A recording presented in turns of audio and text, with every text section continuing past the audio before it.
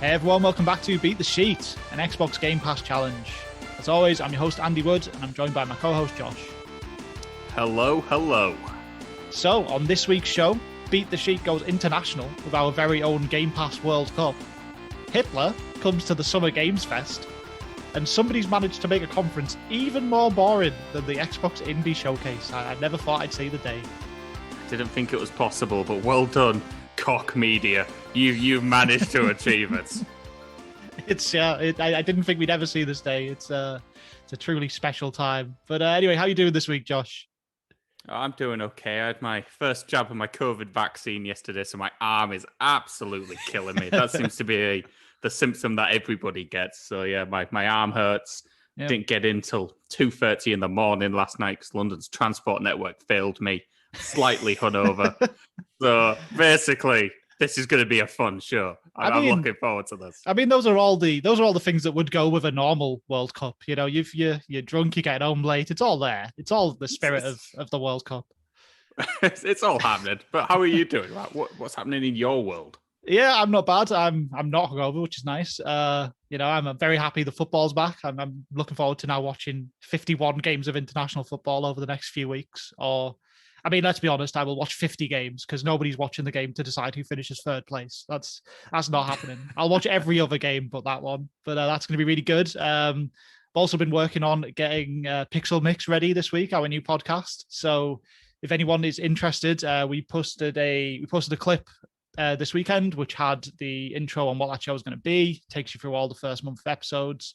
And the actual feed for where the podcast is going to live is now live as well. So yeah, that'll be in the show notes on this episode. So feel free to click that and subscribe, ready for when we officially launch on the 25th of June. So exciting times. It's getting closer. It's nearly time. It's nearly time to kill some 7. It absolutely is. I do need to keep playing that game, but it's been a good week. Anyway, lots to cover this week, so let's get rolling. Okay, there has been one new addition to the Xbox Game Pass service this week, and it is Darkest Dungeon, a thoroughly miserable and somewhat depressing roguelike. Really, Xbox is spoiling us at this late stage of the podcast.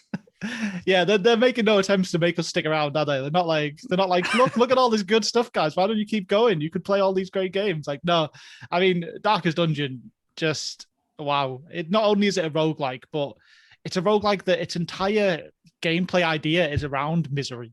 You know, you basically traverse through a dungeon, and all your explorers and adventurers just basically become mentally ill from the stresses of travel, and you have to try and keep them from all, dying or just giving up hope and just all this kind of stuff. It's absolutely miserable. It's in a genre that's full of misery. It's a game that's really trying to nail on that misery even further. I genuinely can't think of a worse game to come to Game Pass for me and you than Darkest Dungeon.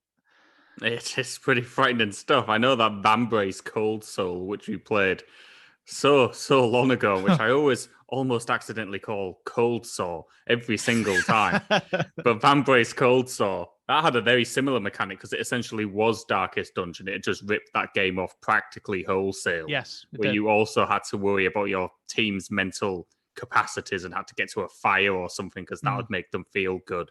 Or some nonsense like that. And yeah, the Darkest Dungeon was the daddy of that. And it's undeniably a better experience, but yeah. It's not a summer game. God, how did this launch in the middle of June in the glorious sunshine? It's very much a winter release. I don't know what's going on there. You have to assume it's just a quiet week before they do they must have some big Game Pass reveals coming up in the Xbox Bethesda showcase, and this is just kind of, just getting ahead of that. Like, let's have a crappy week first, and then we'll get all this fun new Game Pass stuff coming out. But that's the only thing I can think of. Of course, people might have noticed at this point we are recording this before the Xbox Bethesda showcase, so we'll be covering that next week. I'm sure there'll be lots of fun Game Pass stuff on that one. But for this week, you just get Darkest Dungeon, which I don't know. Look, it's a game that's really well regarded, really well reviewed. This thing's sitting in the kind of high 8s or mid 8s at least in terms of average review scores. So people do love it, but people who've been listening to this show long enough know that we're not going to enjoy this game. I've owned this game for years because I bought it for some reason, and I don't like it because it's miserable, and that's as far as I can go, sadly. Yeah, there's anybody who's been listening to this show long enough knows we do not particularly care for the voguing of the likes.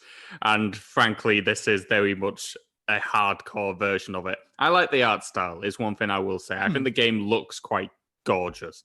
But it's got a fantastic art style for an indie studio with a small budget, small team. I think it looks fantastic. So that's probably the nicest thing I can say about it. It looks really nice, but it's also going to make you want to find a hole to curl up in. So I don't know how much. If that's a recommend, maybe you want a hole. Maybe you're looking for a hole. Darkest Dungeon will push you towards that hole like no game you've ever played before.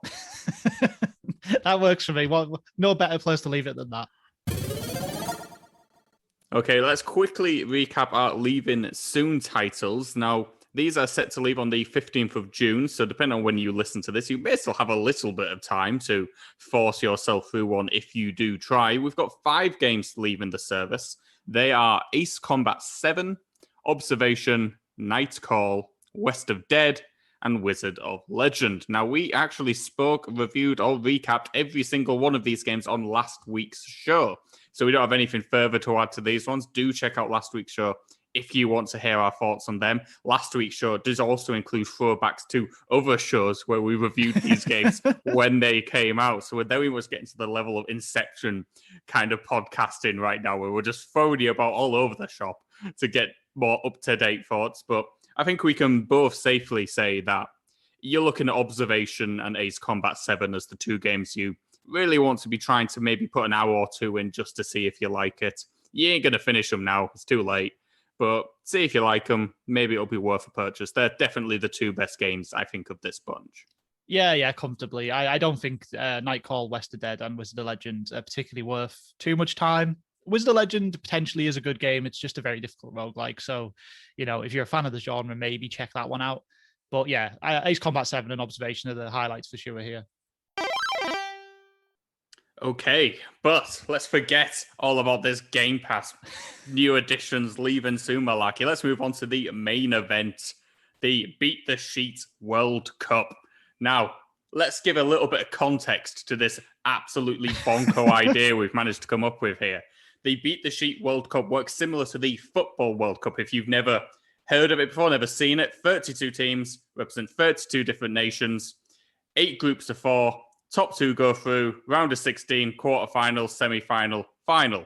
What we have done is go through the Game Pass library to try to find the games which best represent that nation.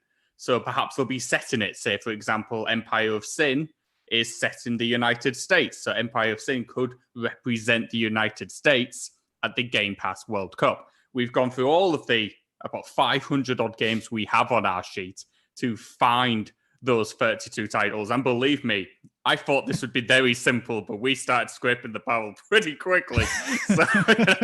So, some of these you're going to need to take with somewhat of a pinch of salt. And of course, other nations had so many choices, we could only pick one. So, America had like 10, 12 different games we could have picked, but we decided to pick one title to represent it, the same with the UK or England in this case. So yeah, we're gonna go through each one of the draw. I don't know if you've got anything you want to add to that spiel at the top there. No, it's just like you said, really, we tried our best to go through the entire Beat the Sheet library. So most of these games all of them have been on Game Pass, not necessarily that they're all in Game Pass right now, but it's anything that's on our sheet, which is all of the games we've tried to complete from January 2020. So yeah, quite a lot of games to choose from. But as you said, Josh, it becomes apparent very quickly that it's hard to find games that really specifically lock into an actual location or a country to the level we were looking for. But gave it a good go. And yeah, we're just going to run through these groups, pick some winners. We're going to try and go for an angle of, a balance really of the quality of the game, but also how well it represents its home nation, So if you're a great game, but you've got nothing to do with your nation, then maybe you'll struggle a bit. So it's going to be just a mess. It's going to be a nice, fun mess is what it's going to be. Yes, there's going to be no conventional winners here. You need to have it all. You need to bring both sides to the party. We need to be really seeing proper cultural representation and also decent gameplay. And let's be honest, some of our choices for some of these nations haven't been the best games in Game Pass. So there could be some surprises. There could be some shocks in store. I don't know what's going to happen. We'd already done the draw because it'd be far too arbitrary to do that live. So let's kick off with Group A. Big group, this one. We've got Yakuza Kiwami 2, which represents Japan. Battlefield 4, representing China. Shadow of the Tomb Raider, representing Peru. And The Medium, representing Poland. So where do we start? Where do we dive in here? Yeah, I mean, Group A is quite a big group. There's some heavy hitters in here. You got, I think, particularly in terms of quality of game, there's a couple of standouts for me. Yakuza Kiwami 2, obviously a fantastic game. I'd argue The Medium. The Medium was a really good game as well. I wasn't so hot on Shadow of the Tomb Raider, and I mean, let's be honest, Battlefield 4, you've raked that one over the coals on the show before, so that's not a great one. But yeah, in terms of games, I think you got some good ones there. But in terms of how they represent the countries, I mean, where do you stand with this? I'd have to assume you got to say Yakuza Kiwami 2 is a great representation of Japan, right?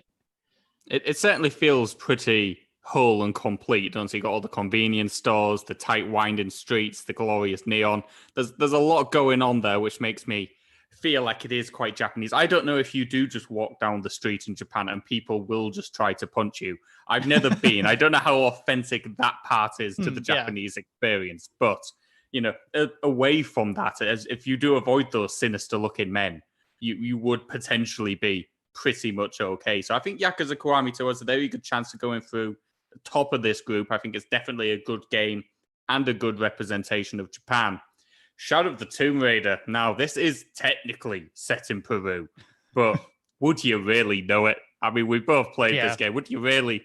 Does anything scream Peruvian to you about Shadow of the Tomb Raider? I mean, I'd have to say no. I don't know. It kind of just feels like generic jungly area, right? You just go around, do some jungle things, you pet a few llamas or alpacas or whatever it is. I don't know. I don't think it's a great representation of the area. And I also really didn't like Shadow of the Tomb Raider. I thought it was a massive come down from Rise of the Tomb Raider. So that seems like the kind of game that's not gonna make it out the group stage, I don't think, at the World Cup.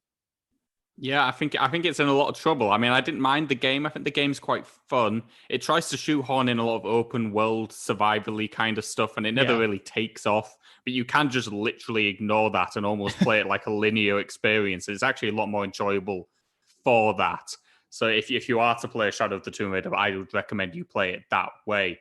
But as a game and as a package of Peru, I'm not really feeling it, man. I think that's probably going to have to be bottom of the group. I don't think that's in contention at all. But Battlefield 4, now this is an interesting one because the game, as well we know, is just hot garbage. It's absolutely dreadful. It's awful to play. I absolutely hate this game.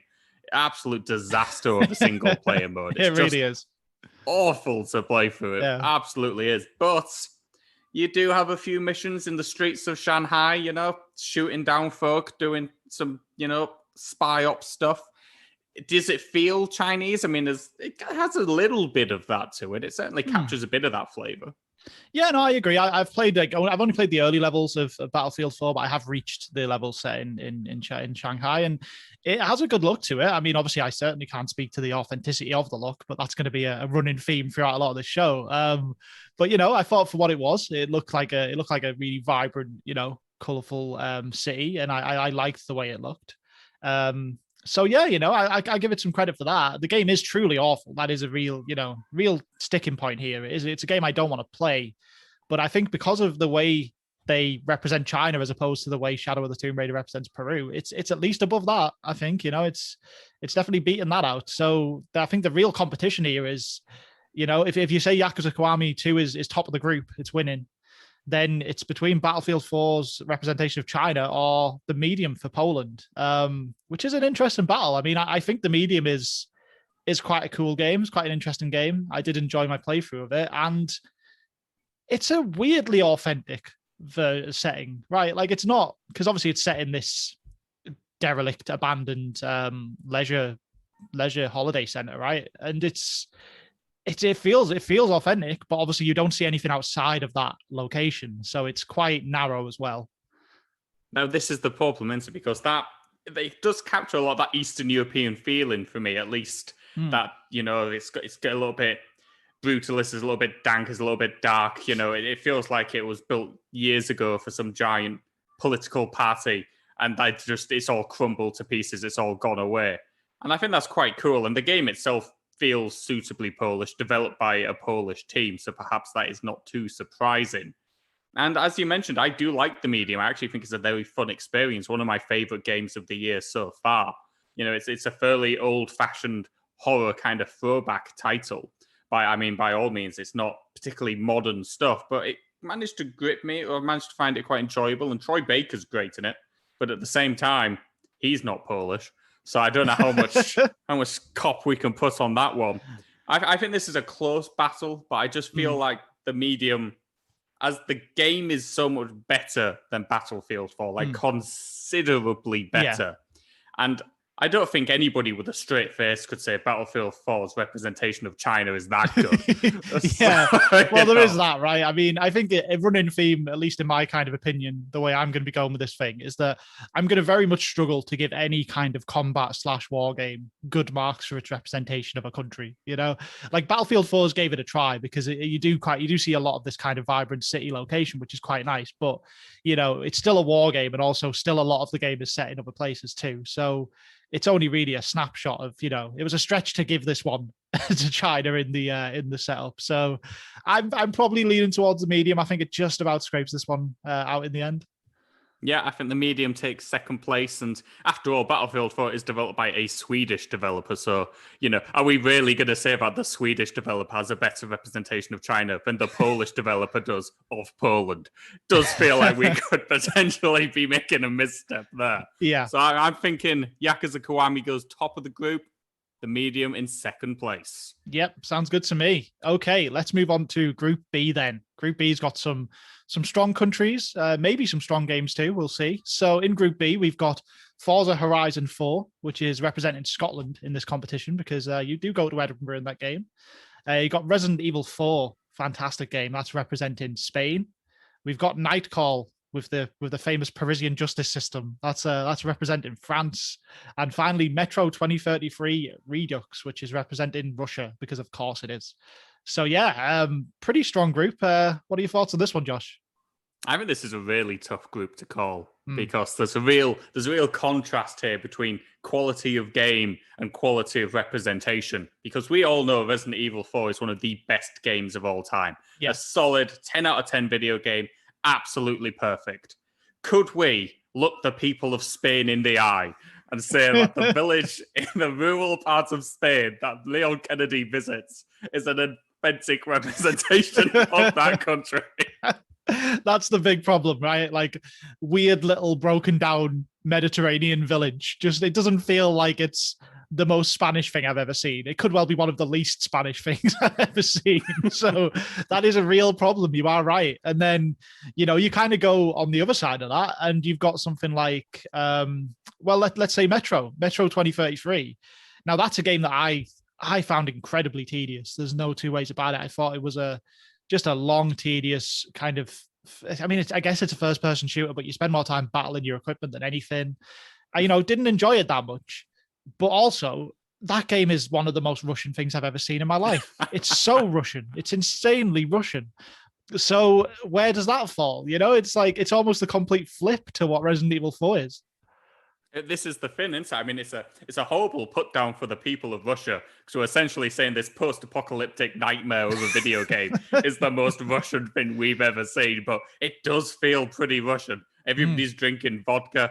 Everybody is obviously Russian because it's set in Russia. Artyom is the lead character. All the bunkers feel suitably Soviet. When you do go out to the mainland, it feels suitably Soviet.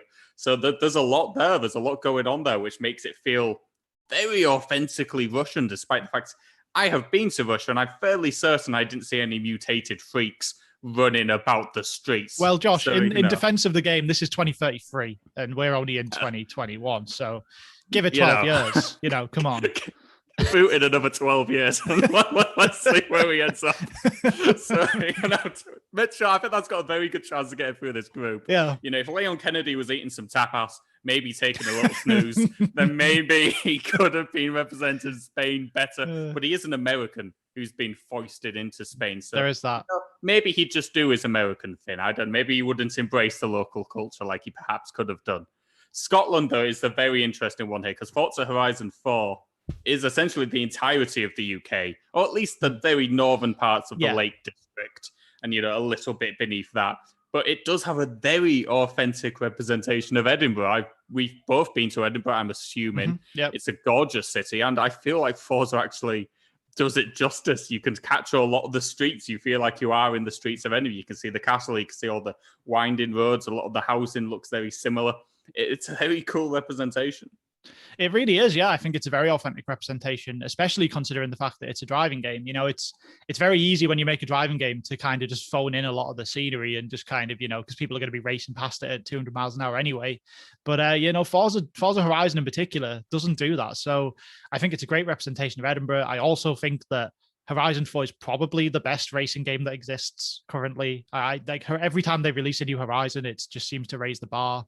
So it's got a really strong chance of success here. Obviously, the only downside is that, it's fair to say about 75% of the map is England. So that's maybe slightly hampering its ability to represent Scotland to some extent. It's almost like when you get football teams or football nations that don't quite have enough talent, so they just find out that someone's grandmother was from their country and they bring them over to represent their country. It's like, I feel like that's what's happened here. Scotland are just taking a lot of England into the fold to come out on top. But as you said, it does have Edinburgh, and that's probably the most recognizable location in the whole game. So there is that. And the game is fantastic. I kind of feel like it's going to go through, but of course we do have one more game to talk about here, which is Nightcall. Now, Nightcall, we've raked over the coals many a time on this show. We rinsed it when it joined Game Pass in episode 4. We kind of went back over it to kind of crap on it some more last week, as it's now leaving Game Pass. So we're not a huge fan of the game, but it's quite a French game. I gotta say. It's definitely got a very French feel. I should mention as well that France did have another potential option. There were moments where we did have two options. In this particular case, it was a choice between Nightcall and A Plague Tale: Innocence. And we felt like we didn't really want to represent the good people of France and Paris with a load of rats. So we decided to go with a boring taxi driver instead. But, this game does see you driving the streets of Paris, picking up people. You kind of have a general kind of sense of landmark and where you are. It does have some level of authenticity to its map and where you are driving around. So there's a bit of that. It does feel quite French. Yeah. I mean, people are smoking a lot. There's a lot of jazz coming out of the clubs. It has a bit of a French flavor to it. I don't know if the Parisian justice system does work quite the way it does in Nightcall. I'm pretty certain it doesn't, even though some part of me kind of hopes it does. But if it does, then I'd want to put it through. If someone had got in touch with us after last week's show and said that, in fact, if someone does try and murder you, you do have 48 hours to find out who it was, or you're the murderer, then I'd probably be like, you know what, very authentic representation of France. Let's put the game through. But I get the feeling that's not the case, and I think Nightcall's just been a bit found out here. I think it's in a group that's too strong for it, sadly. I think that's the case. I kind of feel like Nightcall has to be last, just on the fact that the game isn't particularly good. It's the worst game of the 4, and also it's a little French, but it doesn't feel French enough for me. I don't feel suitably Francais playing it, so I think that is a last. Now we've got a real choice to make here because I think we can both agree that Metro 2033 Redo is probably top in the group because it's so Russian. It's just unbearably Russian to me. I mean, it's a bad game. Don't get me wrong, but Resident Evil 4, it's just not Spanish, is it? it's absolutely not. That's the big trouble here. I think you've got to argue. I was actually going to argue that I think Forza Horizon 4 is nailed on to go through in some way because it's a world-beating game, and also, as we say, even though a lot of the map is English, there is that fantastic representation of Edinburgh in there. So I think that's hitting both points here. Good location setting, good representation of the location, fantastic game. So I think Forza has to go through.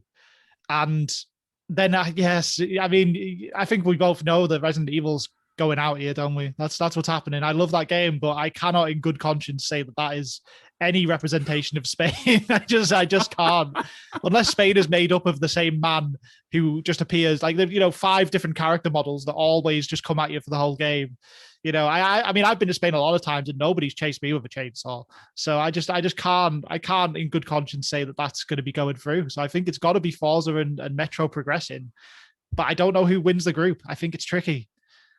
I mean, I can certainly see where you're coming from with Forza. It is the best game, and we were talking about the best racing game of all time.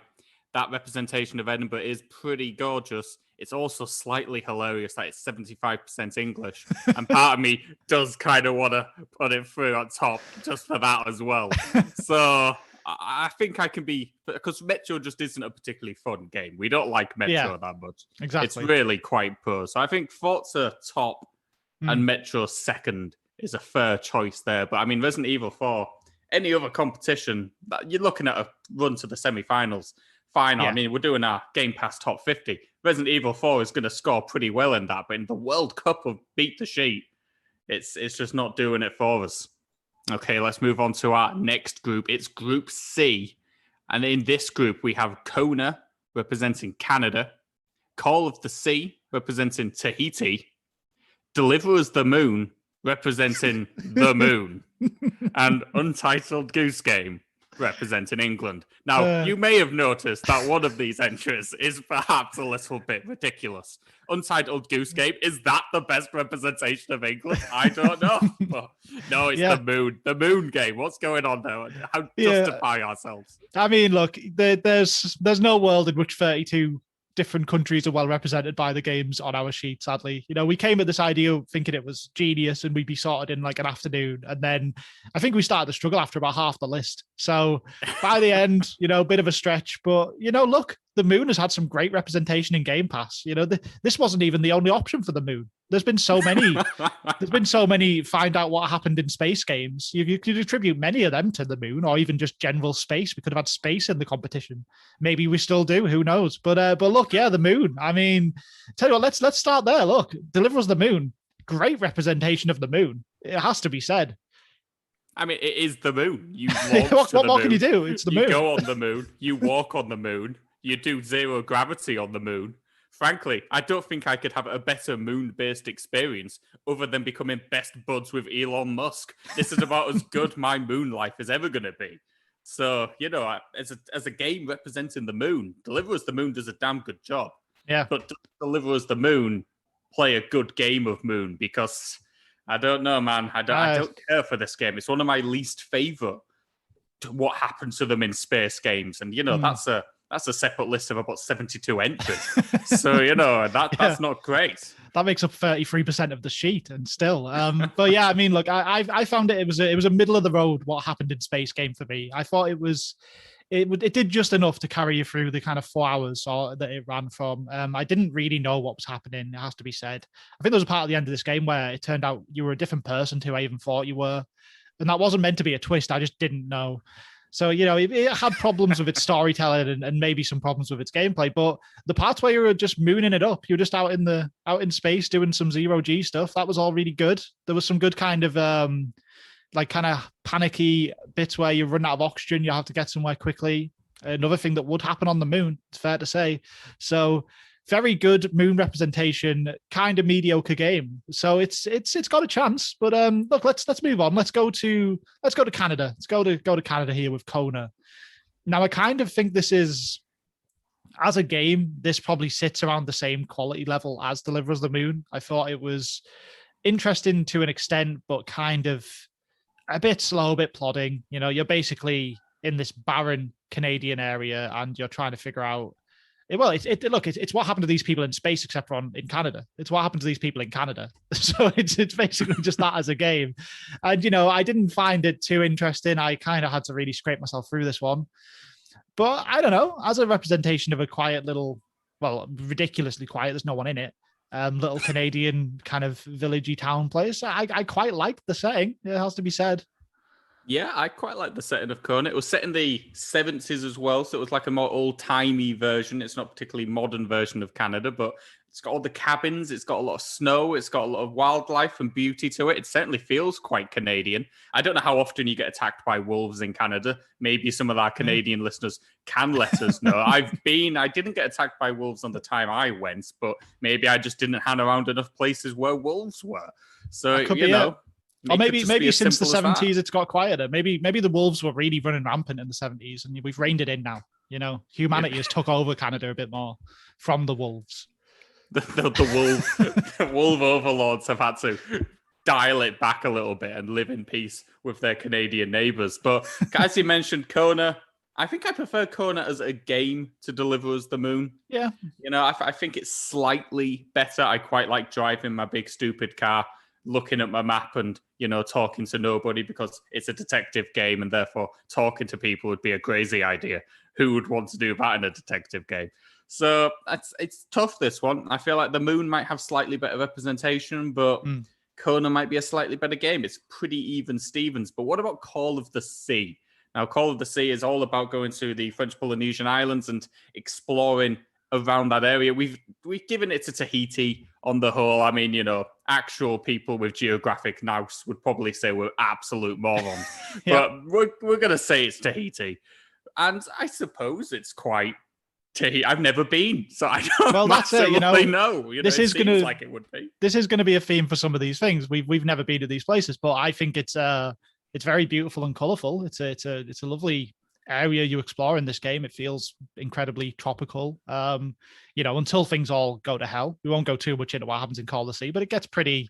You kind of spend a bit of time in beautiful, colourful areas, and then it all gets a bit darker and more brooding. But nonetheless, for what's there, it's a nice location. I can't speak to the quality of the representation particularly, but as a game, it's good. It's a very nice kind of exploration puzzler game. I'm enjoying. I've played about half of this so far. I know you've beat it, and yeah, I do like the game. So it's stuck in that middle ground, really. Decent game, but questionable to good representation.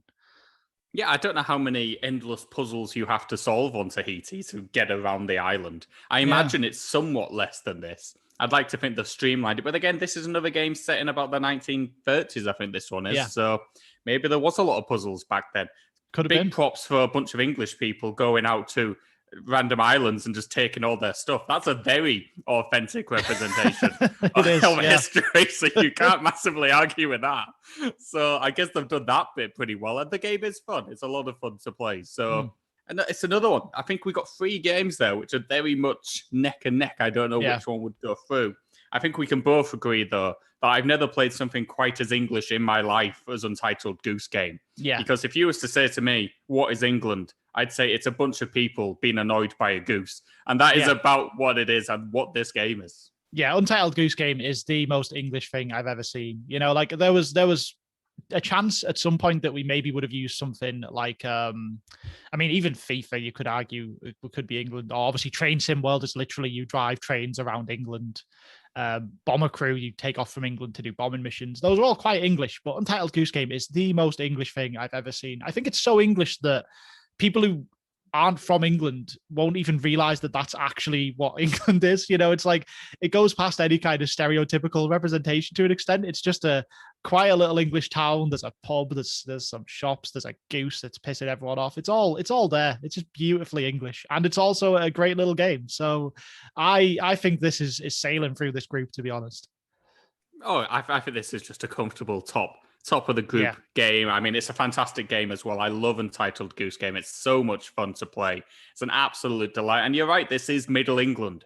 If you were to say, what is Middle England like away from the cities and away from, the more known parts of this country, if you say, go to the Cotswolds, what's it like? It's kind of like this. This is pretty much what it is. It's just a bunch of people going about the day, trying to build a big diorama, and a big goose is pissing them off. That's about what happens.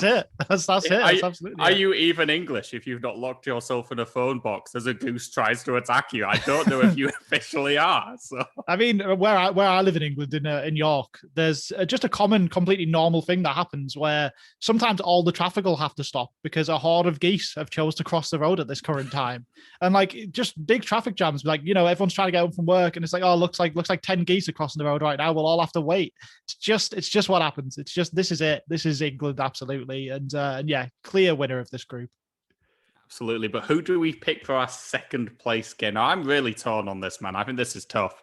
I think there's a lot of good options here. I'm personally going to say probably not Call of the Sea, partly because neither of us have been to Tahiti. Yeah. So we're just doing this entirely off films we've seen. Yeah, that's so, true. Now, I think that's got to go. now Well, look, neither of us have been to the moon. Well, I was going to So- say, I was going to say, now I've not been to the moon, but I'm actually quite bullish on the idea that second place is absolutely the moon in this situation. That is such a good representation of the moon. I just can't look past it. I think if Kona was a significantly better game, I'd maybe give the edge to Kona, but because I think they're quite evenly matched in terms of game, and as you said, you've been to Canada and you didn't get attacked by wolves, so that's points against Kona because you get attacked by a lot of wolves in Kona and weird monster people at the end. But let's leave that for another time. Garbage.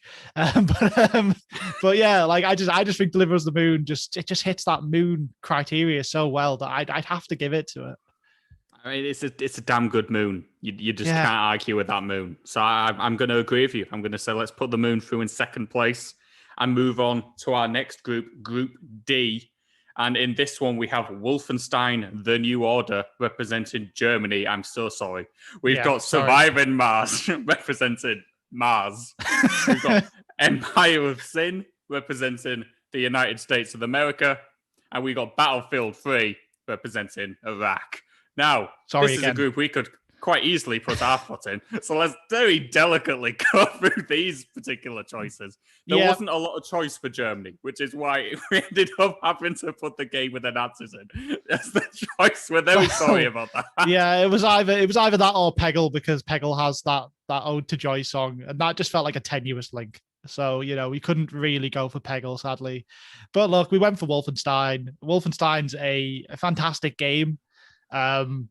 I don't particularly think it's a great representation of Germany, so it might struggle in this group, if only so that we don't have to talk about it anymore.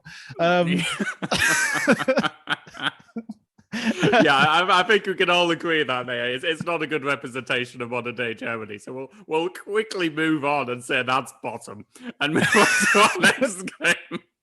Surviving Mars is very much set on Mars. So once again, we've got a moon-based situation here.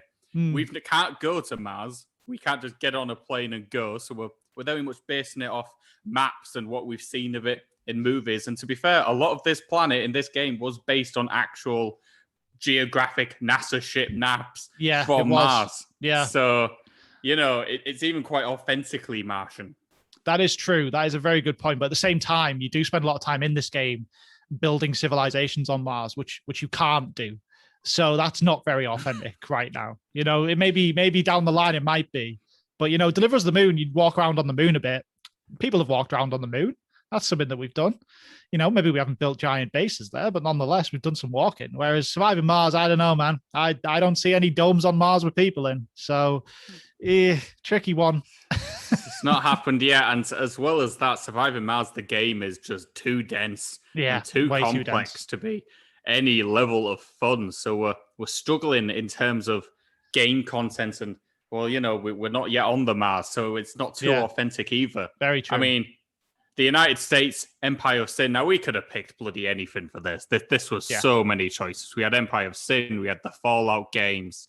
We had Life is Strange 2. I think that's set in, Seattle or Washington? One of the two. I can't remember now. Mud Runner. That's incredibly American. That made me want to move to Louisiana. Rain on Your Parade, another Seattle-based game. And Red Dead Redemption 2, which, to be fair, we probably should have chosen. But it wasn't as funny. That's it, And Empire of Sin does feel incredibly American. It's obviously like Prohibition era America, but it feels super American. I don't know. I get that vibe from it quite a lot. Whereas, Red Dead Redemption 2 almost feels like it's America before it's really what we know America as now, right? It's I mean, as much as it's a fantastic game and it's a great representation of its time, it just wasn't funny enough to pick it. That's the problem. So yeah, we gone for Empire of Sin, which as a game, I thought it was okay. I liked the idea. I really liked the idea of a tactics game where you try and become the leading gang of leading gang in Chicago, and you're taking over. You've got all your rackets, all your different like money making things like brothels, and you're making your alcohol, which is obviously illegal at the time. All really cool. My only issue with Empire of Sin as a game was that after you kind of beat one other gang, you're kind of just the best by a mile, and you just it's just a matter of grinding out 10 hours of steamrolling everyone else in the game until the game finally says, okay, you win. You are like the ruler of Chicago now. So the game ran out of steam, but I do think it's a really cool representation. I mean, it's that Prohibition era, isn't it? It's got all the still kind of like the jazzy kind of feel to it, the gold, all the things you associate with that era. All the cars feel quite authentic. All the towns and the buildings look quite cool. You could be Al Capone. He was definitely real. So, he's there. So there's a lot of very American things here. But as you say, you are right. Empire Sin, it's not a particularly fantastic video game. It's not the best fun in the world. I suppose it is quite American in the sense that you're right. Once you have taken over something and you start to make some money, if you just keep throwing money at the problem, you will eventually become the best. I don't think anything is more American than that. So that's pretty much there as well. I feel this has a pretty good chance of going through. I mean, Wolfenstein we can't mention anymore, and Surviving Mars. We don't feel it has the moon quality that Delivers the Moon had. So yeah, I feel Empire Sin is looking nailed on for at least a top 2 finish. It's got a chance, that's for sure. But let's move on to our final game then, which is Battlefield 3, which is representing Iraq. Now, Battlefield 3 is an old game, which, I mean, it's irrelevant to the conversation, but somehow is 30 gig. I don't know why this game is 30 gigabytes. It's like 15 years old. It's insane. But nonetheless, that's too big. Yeah, look, it's an old military shooter. It's not a particularly good one. It might have been all right for the time. It's better than Battlefield 4 at least, but it's not great. And then, I mean, representation. Look, I'm not gonna mince around with this one. I refuse to accept any kind of war game where I'm played as American troops in any kind of Middle East nation, an authentic representation of that nation. So I'm not even gonna pretend that I'm taking this as a good representation of Iraq. So it's basically gonna lose. It's basically being Wolfenstein. This group has quite fortuitously thrown up 2 games which just cannot be allowed to go through.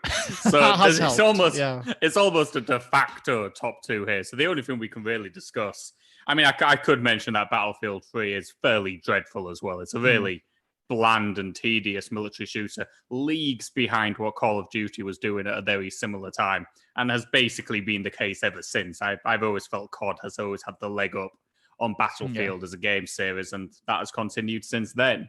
So we're basically asking, who comes top 2? Empire Sin, I'd think, is probably better on the whole than Surviving Mars. So for me, it's looking like a USA Mars 1-2. Yeah, I can get on board with that. I think, Mars does score points for using those NASA official kind of images to make its landscape, but it's very inconsequential when you actually play the game. It does nothing.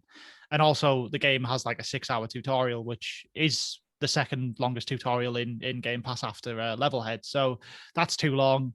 I found it too miserable. Whereas Empire Sin, I was running my racketeering businesses within half an hour. I got straight into it. So I'm going to give the edge to America too. I think this is USA 1 and Mars 2nd. So well done, America. You've beat Mars. That's a big achievement. Okay, let's move on to Group E. We're halfway through the World Cup now, and we've got our next group, a few big games in this one. Rise, Son of Rome, unsurprisingly representing Italy. Halo 3 ODST representing Kenya. We will explain ourselves. Kingdom Come Deliverance representing the Czech Republic. And Guacamelee 2 representing Mexico. So let's get it out of the way. Halo 3 ODST, how does that represent Kenya? Well, 2 words for you. New Mombasa. Exactly. New Mombasa. That game takes place in the futuristic city of New Mombasa, which we have to assume is Kenya. I mean, it's got to be, right? So that's Kenya. That's definitely in there. It's actually one of our better links, to be honest, compared to some of these. So I'll take it. And yeah, look, I mean, this group's actually fairly strong. I think there's some good representation of locations outside of Halo, of course, in here. But yeah, let's start from the top. Let's start with Rise, Son of Rome. Now, this is obviously a game that it launched with the last generation of consoles, launched on the Xbox One, and it was, I mean, it looked fantastic for its time, but it is a very old, very tedious hack and slash action game. So, in terms of the quality of game, it's maybe going to struggle a bit, but when you're in like Rome and stuff, it looks pretty great, has to be said. Yeah, I mean, the problem Rise Son of Rome has is that it doesn't spend enough time in Rome. So much of the game is spent in the UK. for whatever reason, trying to face Boudica for historically very inaccurate reasons. This game's history is an absolute mess. I mean, Boudica ends up invading Rome on war elephants, which is just mind-bogglingly weird. I can also, as time has mellowed me out, find that absolutely hilarious. And now I kind of love it. So it's definitely got some problems. But when you are in the Eternal City and you're walking around ancient Rome, it feels kind of Roman. You end up getting a Colosseum as well at some points. It's got a lot of flair to it. You play as a centurion as well. So there's a lot of good Roman elements to this game. I think it could do quite well, but the title itself is absolutely dreadful. It's borderline. It's almost like an antiquity at this point, which again is almost quite Roman. So that's somehow playing into its favor. Yeah, no, I agree with that completely. Yeah, I think, pretty good representation for when you're there, but the game does kind of suck. Anyway, let's move on. Let's go to Halo 3 ODST. Now, this is a game I really, really like. Halo 3 ODST is my favorite Halo campaign. I think it's great. It's just really dark and kind of, you've got to I don't know, it brings in elements where you're not just some superpowered monster like you are in most of them. You have to be careful. You have to kind of sneak around this city of New Mombasa a lot. Really like that. It's really good. Obviously its representation of Kenya is just, it's a joke, right? It's not there. There's no representation here. It's one of the worst scores for representation in the entire competition. So I think it's going to struggle here for definite. I mean, as you mentioned, the game's fantastic. It's actually the only Halo game I actually played a good chunk of. I played about 5 hours of this when it came out years ago, and I always thought it was a pretty fun game. I thought this was pretty good. So the game, fantastic. I mean, we don't know what will happen in the future. It is true, Maybe Halo is more of a parable than a fiction tale. Maybe this is where we are going into the future. So maybe this is what Kenya will look like in 1,000 years' time or whenever this is set. But we don't know that. So it feels like we can't judge it on that. So I feel like this is the end of the road for Halo 3 ODST. I don't think in a good, strong group, if it was in the last group where it was just basically insulting nations, we could have maybe it would have gone through, yeah, definitely. I would have absolutely had it go through there. That's for sure. But yeah, not this one maybe. But let's move on. Let's move on to a game that has a weird soft spot in the hearts of both of us, I think, for some reason. This is Kingdom Come Deliverance, starring stupid little Henry. And this is representing the Czech Republic because it is technically set in the Czech Republic, right? It's in well, obviously it's before the Czech Republic existed, but it's in that area. Yeah, it does actually represent the area which became the Czech Republic years upon years down the line. I believe it's Bavaria. So there's a lot of different. So it is quite authentic if you go back far enough. Obviously, it's no representation of the Czech Republic of today. But as a medieval game about this time period, about this time, you could not fault Kingdom Come Deliverance for realism. It really does nail deep into what it's like to be a medieval foot soldier, essentially. You're just some nomad until you're not, for plot contrivances. But, as a game, though, I'm so torn on Kingdom Come Deliverance because deep down, I know it's terrible. It's just the combat's awful. It's janky. It plays terribly. It chugs along. There's so much wrong with it. But I did kind of find it quite immersive. And it must feel immersive because it feels real. And therefore, in terms of authenticity stakes, it must be doing something right because it felt lived in. It felt like an actual place that existed. So I feel this game has a real chance. I don't see how far it can go deep into the tournament because it's just too terrible. But on these particular merits, I think Kingdom Come Deliverance has a real chance.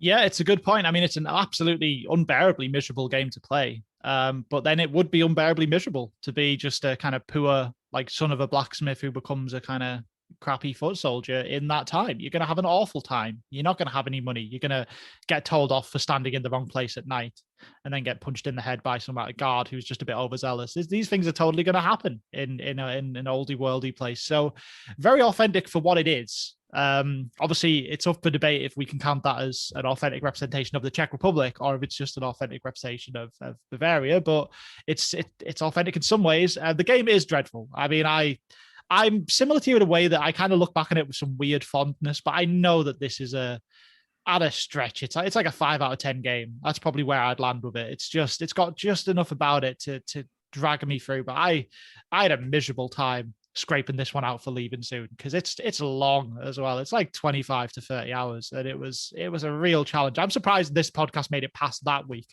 Never mind making it all the way to now. So yeah, you that, know, that was a tough week. That was a tough week. I should also correct myself. It doesn't represent Bavaria. That's in Germany, Josh, you giant moron. It represents Bohemia, which is the ancient site of the Czech Republic. So do forgive me, any Bohemian history lovers, as we move on to our next game, Guacamole 2, which definitely represents Mexico. Oh, this yes, is it does. Very Mexican. You play as a lucha libre wrestler who's on a mission to save some world because there's some actual guacamole or something which is going to open a portal to hell or something like that. I mean, you don't get more Mexican than that, do you? Surely. No, exactly. This game's incredibly Mexican. It just absolutely is, and it's also a very fun kind of Metroidvania type adventure game. I enjoyed this game. I thought it was a solid kind of 7 out of 10 experience. The lifeblood of the sheet, as we've called it in the past, the 7 out of 10. And yeah, look, I mean, great representation. Obviously, let's be honest, it's littered with stereotypes, but why wouldn't it be? You're played as a Mexican wrestler going around some Mexican villages. It's got to be that. That's exactly what it should be, and it's all in good spirits. It's all in good faith, which I like. I think this is going to be a strong showing for Guac 2, I think. I think this game has a lot of the tools to go a long way in this competition. It's a very fun game. I played this quite recently and I really enjoyed it. I thought it was a hell of a lot of fun. And yeah, as you say, obviously, it's not a very authentic representation of Mexico. It's very tongue-in-cheek, it's very playful, it's very stereotypical. But it's done with so much fondness and so much love and so much reverence for what it's actually, playing around with that. There's no way you could be offended playing a game like this. It's so sweet. It's so well-natured. And it's just a lot of fun. It's very funny as well. I really enjoyed Guacamole 2. I think it's a fantastic game. And yeah, I think for me, this is looking at number one. I think it's the best game in this group as well. So it's got a real good chance for me here. Yeah, I could nail that in at number one in this group now. I think you are right. It's the best game and it's the best representation. So it ticks both boxes for sure.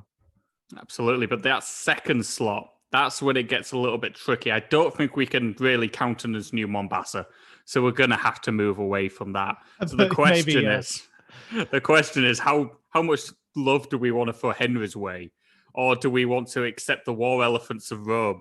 And the Sun Little Plans of Newcastle are going to be what actually brings up. Is this going to be another Forza Horizon situation where 75% of it is actually English, but the 25% that isn't? People are going to start asking questions if we keep putting through games that are 75% of England. That's just not going to be okay. I mean, I guess in many ways though, it's kind of the right choice because if you're not letting Kenya through because Halo is clearly set in like New Mombasa, which is a futuristic place, it's not far from the idea of, Kingdom Come Deliverance isn't set in Czech Republic. It's set in lands from before that was a place. So they kind of cancel each other out in the same way, which does only leave you with Rise. But then I also strongly don't feel like Rise deserves to go through. So it's leaving me in I'm at a bit of an impasse here. I'm really not sure. This is very tough because I think Rise is a dreadful game and it does do nowhere near enough with its Roman setting. It should do a lot more with it because any game set in Rome should do more with Rome. It's gorgeous. I'd lean towards Henry, giving him the benefit of the doubt. Yeah. And say, you know what? It's close enough and it's at least not New Mombasa. And to stick it through in second place. Yeah, I guess we at least have some historical grounding in like that place becoming the Czech Republic, whereas we don't know if the area that New Mombasa is going to be Kenya in like 500 years. We don't know that yet. Maybe in 500 years it will be, and then it should have went through. But right now we don't know. So I agree. I think Henry's doing it. Any listeners listening to this back 500 years from now, do let us know your thoughts. We may be like heads in a jar by then. It'd be great to know if we were wrong. We could look back in fondness. Okay, shall we move on to Group F now? Group F contains Battlefield Bad Company 2, representing Bolivia, Metal Gear Solid 5, representing Afghanistan, Dead Island, just about representing Papua New Guinea, and Crisis, just about representing the Philippines. Now, If Oof. you thought that this competition was getting more and more ludicrous as it went along, this may be the group to break the camel's back, because none of these games are particularly good representations of the places they try to represent. No, they're all awful representations of the places they're trying to represent. I can't in any good conscience say that any of these represent those areas well. So I mean, look, where do we start here? Do we just try and go down the angle of quality of game? I mean, let's start with that. And I guess from the top we got Battlefield Bad Company 2, which I believe is a game you said is probably the best of the old Battlefield games. Yeah, I think it's the best Battlefield game, maybe just behind Battlefield 5 in terms of the series on a whole. I Okay. actually did have quite a bit of fun with Bad Company too. I know people like the original Bad Company. I think that game is dreadful. And Bad Company 2, which I was not looking forward to, I did play through quite happily. Mm. As a representation of Bolivia, it's just merely set in that country. Beyond that, there is literally nothing else you could say about it. So it's probably a perfectly competent first-person shooter, which is there's something to be said for that. Yeah, that's fair. I mean, so Bad Company 2 is a game that I have forgot I played. When I was going down the sheet and I was trying to find which games I'd already beaten near when we started this whole competition, this whole thing, I eventually realized that Bad Company 2 is a game that I had the trophy on a PlayStation for completing the game. Don't remember doing it. It was about God knows 13 years ago, but I have beat the game. But sadly, I have no memory of it. So I'm going to go entirely on your opinion there. It sounds like it's a decent enough game. It might have a chance of getting through, but that's all I can say sadly on that one. Let's have a look at Metal Gear Solid 5. That's quite an interesting one because, we're looking at a game here which is set in Afghanistan. It is fairly accurate, 1980s Afghanistan, I believe it's set in. And, Kojima does a little bit of accuracy in these sort of things. Obviously, there's not giant mechs walking around the place. I think we can all agree on that. Yeah. So I would say out of these 4 games, though, it's definitely the closest to the best representation of the place, even though it's still absolutely not in any way, shape, or form. But beyond that, it's comfortably the best game out of these 4. Is Metal Gear Solid 5. I really like this game. I think there's a lot of fun to be had here. Sandbox stealth game may not necessarily seem like a description which works. I think Kojima just about pulled it together. I think it's a lesser Metal Gear game. As we do our top 50 in a couple of weeks' time, 2 and 3 are going to feature strongly on that. You ain't going to see 5. But I still had a lot of fun playing this. And there's those balloons, man, where you pull them up into the air. It's still, in my opinion, the best thing I've seen in gaming in years. Absolutely love those balloons. No, that's true. The balloons are great. Yeah, Metal Gear 5 is a really strange game because it just, it had so many grand ideas and it just didn't quite come out right. It sounds like it got rushed at the end. Well, it did definitely get rushed at the end and they didn't get a chance to finish it off the way they wanted to. But yeah, as you said, the core kind of, just the size and scale of this sandbox for a game that is now getting old. I mean, I think Metal Gear 5 is like 7 years old now, maybe 6. Like it's insane how grand in scope this sandbox is compared to games that are even coming out today. It still feels so big and so kind of, lively considering it's a large kind of desert landscape. There is stuff going on. There's a lot happening in this world, and I love it for that. I do think it disappoints as a Metal Gear game. I just think it just doesn't quite. It just isn't finished, and that's a big problem. Like you look back to, as you said, games like Metal Gear 2 and 3 and the original. They're so tight and everything's exactly as it should be, and it's a shame to see a game like this just rushed out the door. But nonetheless, it's still comfortably the best game in this set.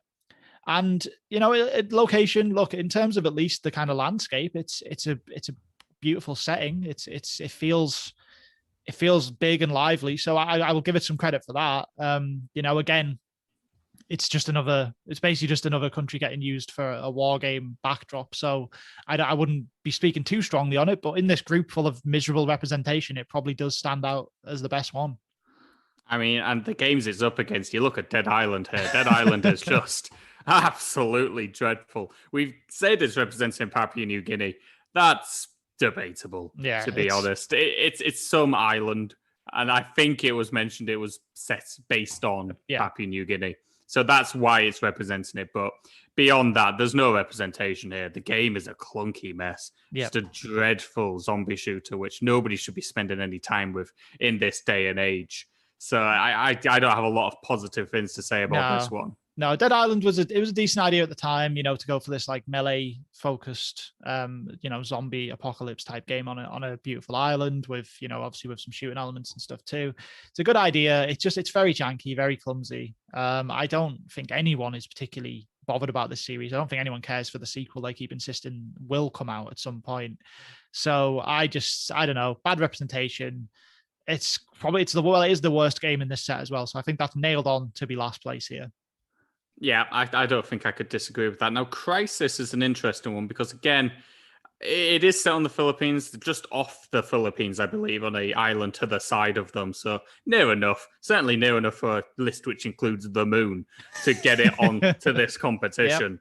Now, Crisis is weird because I think everybody played Crisis, but if you could find me anybody who could tell you anything about it 15 years later, I'd say they're a liar. And they've just watched a video about it because I played this game and I couldn't tell you a damn thing about it apart from the cool suit. And it looked nice. That's literally all anybody can say about Crisis. It's a very forgettable shooter. I was literally like, as soon as you said that, like, no one remembers anything about Crisis, so I played this quite near launch, maybe a few years after it came out. And I was going to jump in by saying there's a cool suit and it looked really pretty. So you already said those two things, which are the only things about Crisis that anyone knows.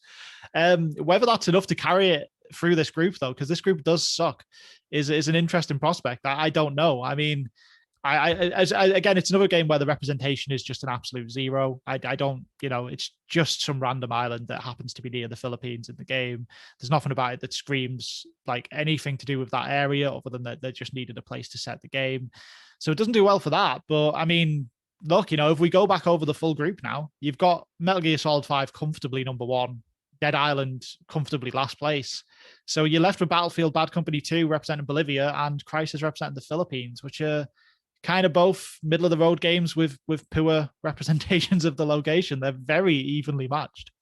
I mean, one of these teams is going to steal a passage to the round of 16. Let's be honest here, because neither really should be making it. But I would personally lean towards Crisis. I believe it is the better shooter, despite the fact I actively can't remember anything about Crisis.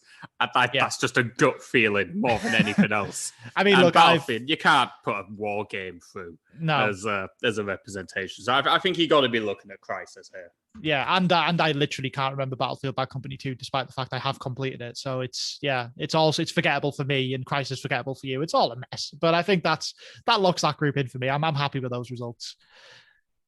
Okay, let's move on to Group G. Now, Group G, we have After Party, which is representing Hell. So, that's another wild card entry.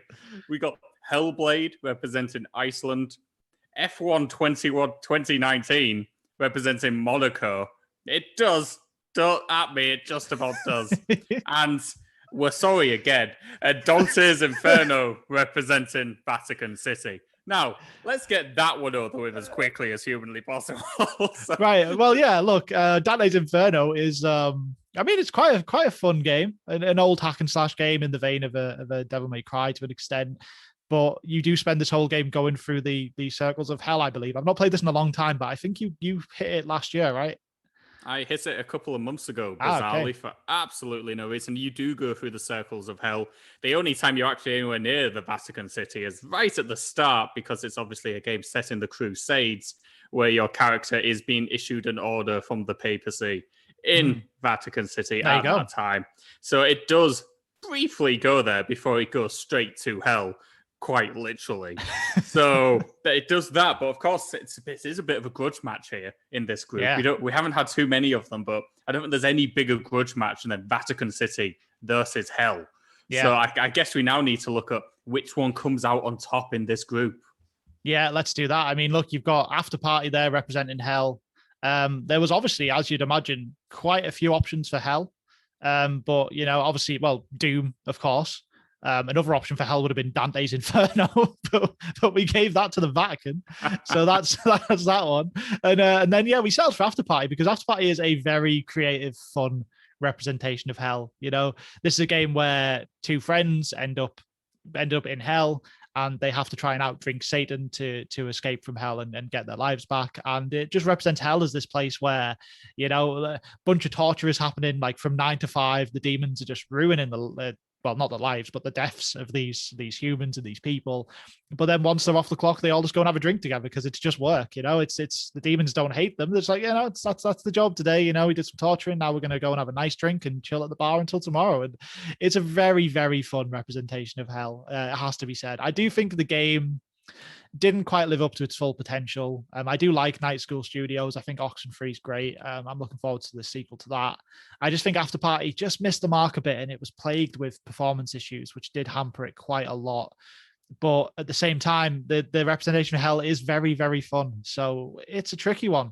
This Dante's Inferno versus After Party grudge match. I'm not too sure who comes out on top. Yeah, it is a tough one. I like After Party a lot. I think it's a fun game and a fantastic setting, even if actually mechanically it doesn't quite hit the notes I wished it did, because it's such a good idea. Such a fantastic idea is this one. So big love for After Party. I think it is a very fun representation of hell. The reason Doom didn't get included is because if Doom was included, it would just be an automatic winner. So just for the safety of the competition, for the integrity of the competition, I think After Party needed to enter at this stage. Otherwise, we might as well just call the whole damn thing off. But as for Dante's Inferno, now actually I find this a more enjoyable God of War ripoff than it probably should be. I got quite a bit out of this. I quite enjoyed playing through it. It's a very breezy, simple playthrough. A lot of very cool representations of hell, which is, of course, not much use for it when it's trying to represent the Vatican City. So, unfortunately, I feel it's certainly doing its job going through hell. But I just don't think it's doing enough for the papacy here. I think it's going to fall beneath hell on that particular list. But will that be enough to topple either of the other two teams in the group? Looking at Hellblade representing Iceland. Now, Hellblade is a game essentially about someone like a Nordic Viking kind of person on a pilgrimage to some country. And I think it just about represents Iceland. I think it is meant to be Iceland they're going to in a modern sense, but of course it's quite fantasy and mythical rather than a literal representation of Iceland.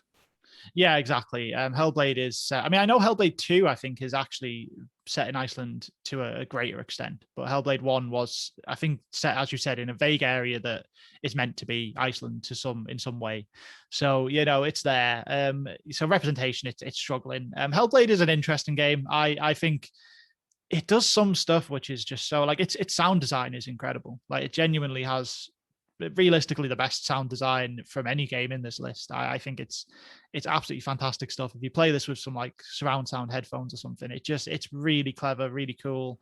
And that's great at all, but I do find the game really, really quite tedious. It's a very slow, there's combat in it, but it's not a game about combat. It's almost just a very slow, simple kind of puzzly game, really. You just go through areas and you do the same puzzle everywhere, really. You kind of walk through these doors that change the landscape a bit, and you use that to proceed through the areas. And I don't know, it's a struggle to get through, which is a shame, because as I said, sound design's fantastic. It looks good visually, but kind of a pretty mediocre game. And I know for a fact, Josh, you absolutely despise the storytelling in this game. Oh, I can't stand Hellblade. I think it's absolutely dreadful. I think from a gameplay standpoint, it's real dull. It gets boring very, very fast. The puzzles are just too simple.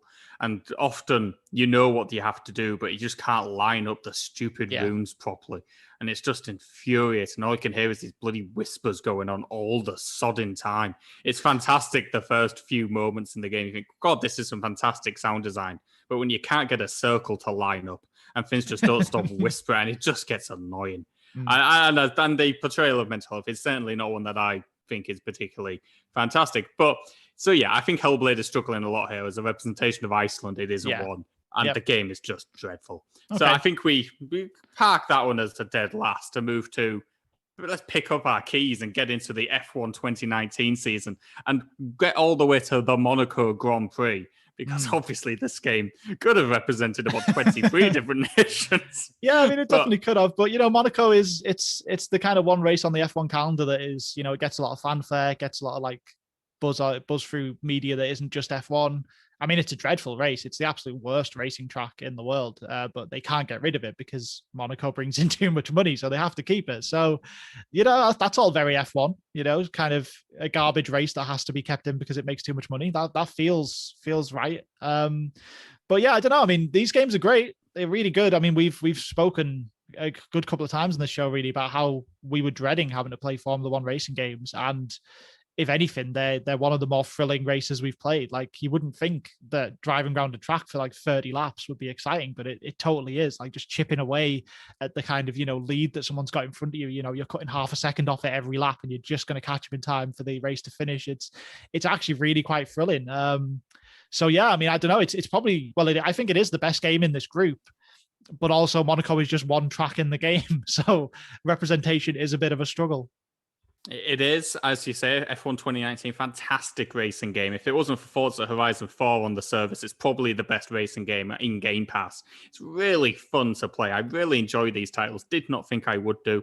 Not usually a simulation racing fan, but this is just about arcadey enough whilst balancing realism. Certainly for those who want it, you can crank the assists up or off, depending on what you want to do, and really get behind the wheel of these machines. But it's a fantastic game. Really do enjoy it. So it is the best game here, undeniably. The Monaco Grand Prix, I mean, Monaco's a tiny principality, so you do see most of Monaco from the track. Yeah. There's not much more to it. It's mainly rich people and yachts. And the F1 game does capture rich people and yachts pretty well. So I'd say even on a representation level, if you play this game and you buy a designer handbag straight afterwards, you've basically had the Monaco experience. Very true. So, you're not miles away here. I think this could be a sneaky top 2 finish for F1 2019. I think might do just about enough with its fairly sparse representation to just beat out Vatican City, because deep down, we both know that's quite an offensive joke. Well, there is that. Yeah, I almost feel like maybe they're neck and neck, but F1 2019's just picked a better tire strategy on the day. It's pitted at the right time. It's had a quick pit stop, and it's just got out ahead of the Vatican City trying to be represented by Dante's Inferno in the end here. So, I mean, I'm pretty happy with that. I mean, do you say that After Party's representation of Hell is that the winner of this group? It is a very fun representation, but also it's not anywhere near as good a game as F1. I think as an overall package, it's just about doing enough to scrape on what would be a goal difference victory at the top of this group. I think they've beaten both the competition. They've played out a dull 0-0 draw, but Hell just put a bit more of a beating on Vatican City in those opening fixtures to, really help the group out. So, I think you're looking at a Hell Monaco 1-2 here. Yeah, I can see that. That works for me. As we move on to our final group, before we move into the round of 16, which will be far breezier than this because we'll have discussed most of them anyway, we've got Ashes cricket representing Australia. We've given cricket to the Aussies there, and you don't know how much that hurts us. Yeah, they've got the Ashes right now, so it just had to be that way, sadly. But what can you do? It just had to be that way. Rory McIlroy PGA Tour Golf is representing Northern Ireland. Rory McIlroy pretty much single-handedly representing Northern Ireland here. Yeah, we said it was a stretch at some points, guys. That's probably the most tenuous link we had. Well done, Rory. Shenmue 2 represented Hong Kong, who we've apparently deemed a country now. So if we do create an international incident off the back of this, we're very sorry, but I guess we're saying Hong Kong's a country now. Yeah, I'll record my John Cena apology video after the episode. We'll finish this first, and then I'll do my video. It's fine. But yeah, there you go. Shenmue 2 Hong Kong.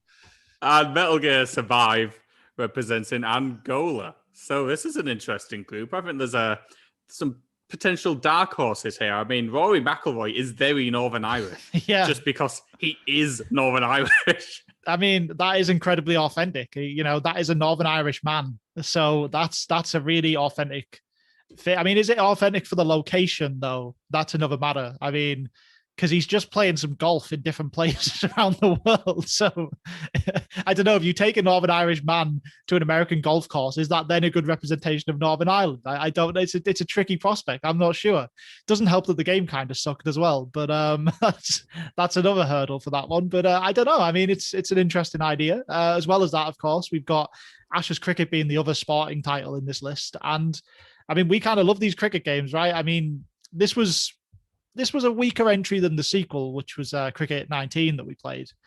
But, it said Ashes in the title. It felt like a better representation in this case.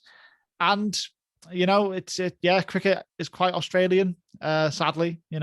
We've had a lot of English things in this competition. And this is another one where maybe it's something that's quite English that we're sneaking through. But it's not a bad representation of Australia, except for the fact, of course, that the game does look like hot garbage. So it doesn't look like anywhere. It just everywhere just looks like blank, flat, green hills behind a cricket field. So that's not great for representation. So I don't know. I mean, where are you at with these two sports titles? Do you think they have a shot at getting through? I think it's pretty awkward. I mean, I don't know how much we want to put on Rory McIlroy's shoulders representing Northern Ireland everywhere he goes. No matter what he does, he has to. So that's a lot of pressure for a very, very boring man to have to carry the weight of a nation on his shoulders. But, he's a very good golfer, but this is not a particularly good golf game.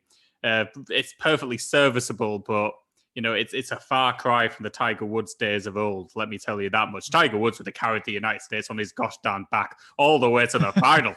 He would have had no problem, but Rory, with his slightly monotone, slightly rabbit in the headlights look as he desperately tries to make golf more exciting than it actually is probably not doing enough heavy lifting here for me. And Ashes cricket, I mean, as you say, nothing looks like anywhere in this game. I mean, most of the grounds are English. There's not many, say, in Australia. and the ones that are, you wouldn't tell the difference. So it's pretty awkward. But is there anything more Australian than cricket? I mean, maybe rugby league. But other than that's pretty much it. Yeah, that's a good point. And, if we kind of say those two are pretty weak entries, but then you go to Metal Gear Survive, which is representing Angola. I mean, it isn't. Let's be honest. It's proper not. I mean, Metal Gear Survive is a dreadful game for starters, and it's also just an absolute asset flip. They took all the work that the Metal Gear 5 developers had done and just reused the maps and the environments for this game. So this game is set in, it's got a kind of Afghanistan-inspired area and then this Angolan-inspired area later on. And I mean, that's as far as the link stretches, that they stole maps from another game that was trying to represent that area. So bad representation. And also, I mean, my God, Metal Gear Survive was an absolute killer. It's another one of those games where you think it's amazing we survived that. I mean, survive being an awful pun there, but because we did Metal Gear Survive before we even had a podcast. That was back when we were just doing this challenge just for no reason, just like a bunch of two idiots just playing games for nothing. And I don't know how we beat Metal Gear Survive and then thought, what'd be good? Let's lock ourselves into this challenge on a higher level. I don't know how we got there because Metal Gear Survive was an absolute soul crushing, like 20 hours of just horrible survival gameplay. I mean, I hate survival games at the best of times, but when it's this, and it takes up the entire Metal Gear 5 engine, which is great because that's a good engine. But then you spend like a lot of the start of this game just jabbing people with a stick. And you're like, you've got an engine that's made for good gunplay. And I'm just poking them with this stupid stick, these weird crap zombies that are made of dust or something.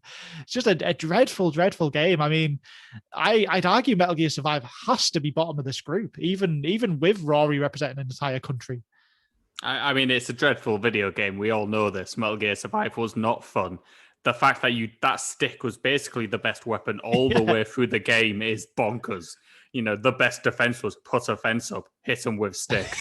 That's literally what you did the entire way through.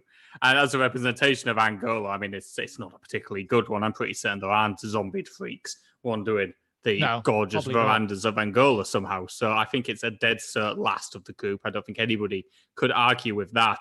But Shenmue 2, I think this has a real chance of going through because this is pretty Hong Kong. You really spend a long time working in Hong Kong, doing menial jobs in Hong Kong. You're in the big cities like Kowloon. You're in smaller, more verdant cities right at the end of the game. There's a lot going on here. Yeah, I love the representation of Hong Kong in this. Granted, it's not somewhere that I've been, but I think it's a great representation. And also, Shenmue 2 is just I mean, these games are an absolute enigma. It's always hurt me that we played these before the podcast because I would have loved to just do a giant, stupid episode breaking down the Shenmue games because they're just the most they're enthralling and yet the most boring experience mushed into one. And somehow you hate every minute of it, but also you just want to keep going. You want to play the whole thing.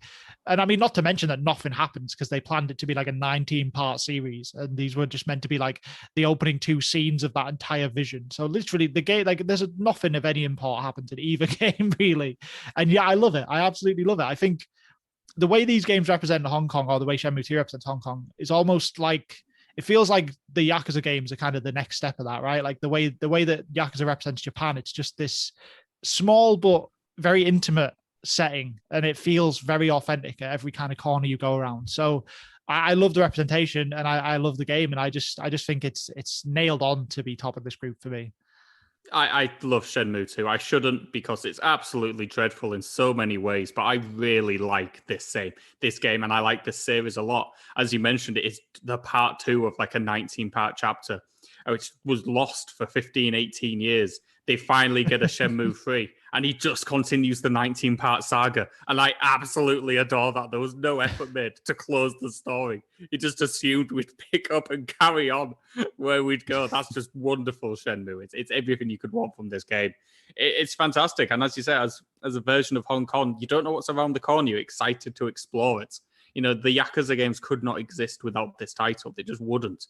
A lot of open world games would not exist without this title. It's very important, as well as being surprisingly fun to play. And as you said, this is a dead cert to go through top of the group. So what follows it, to me, is that it's a choice between cricket or golf, is what we're basically saying here. We've somehow managed to bring back the old sports special for one very brief moment to try to remember, what did we prefer, cricket or golf? I mean, there was the one thing with the sports special, which is that we basically forgot Rory existed a lot because he's just an absolute vacuum. So that's a struggle, because if you forget about Rory in this game, then it's just golf in countries that aren't Northern Ireland. So you really are relying on Rory to be that representation here. But at the same time, Ash's Cricket does look like a game from the Super Nintendo.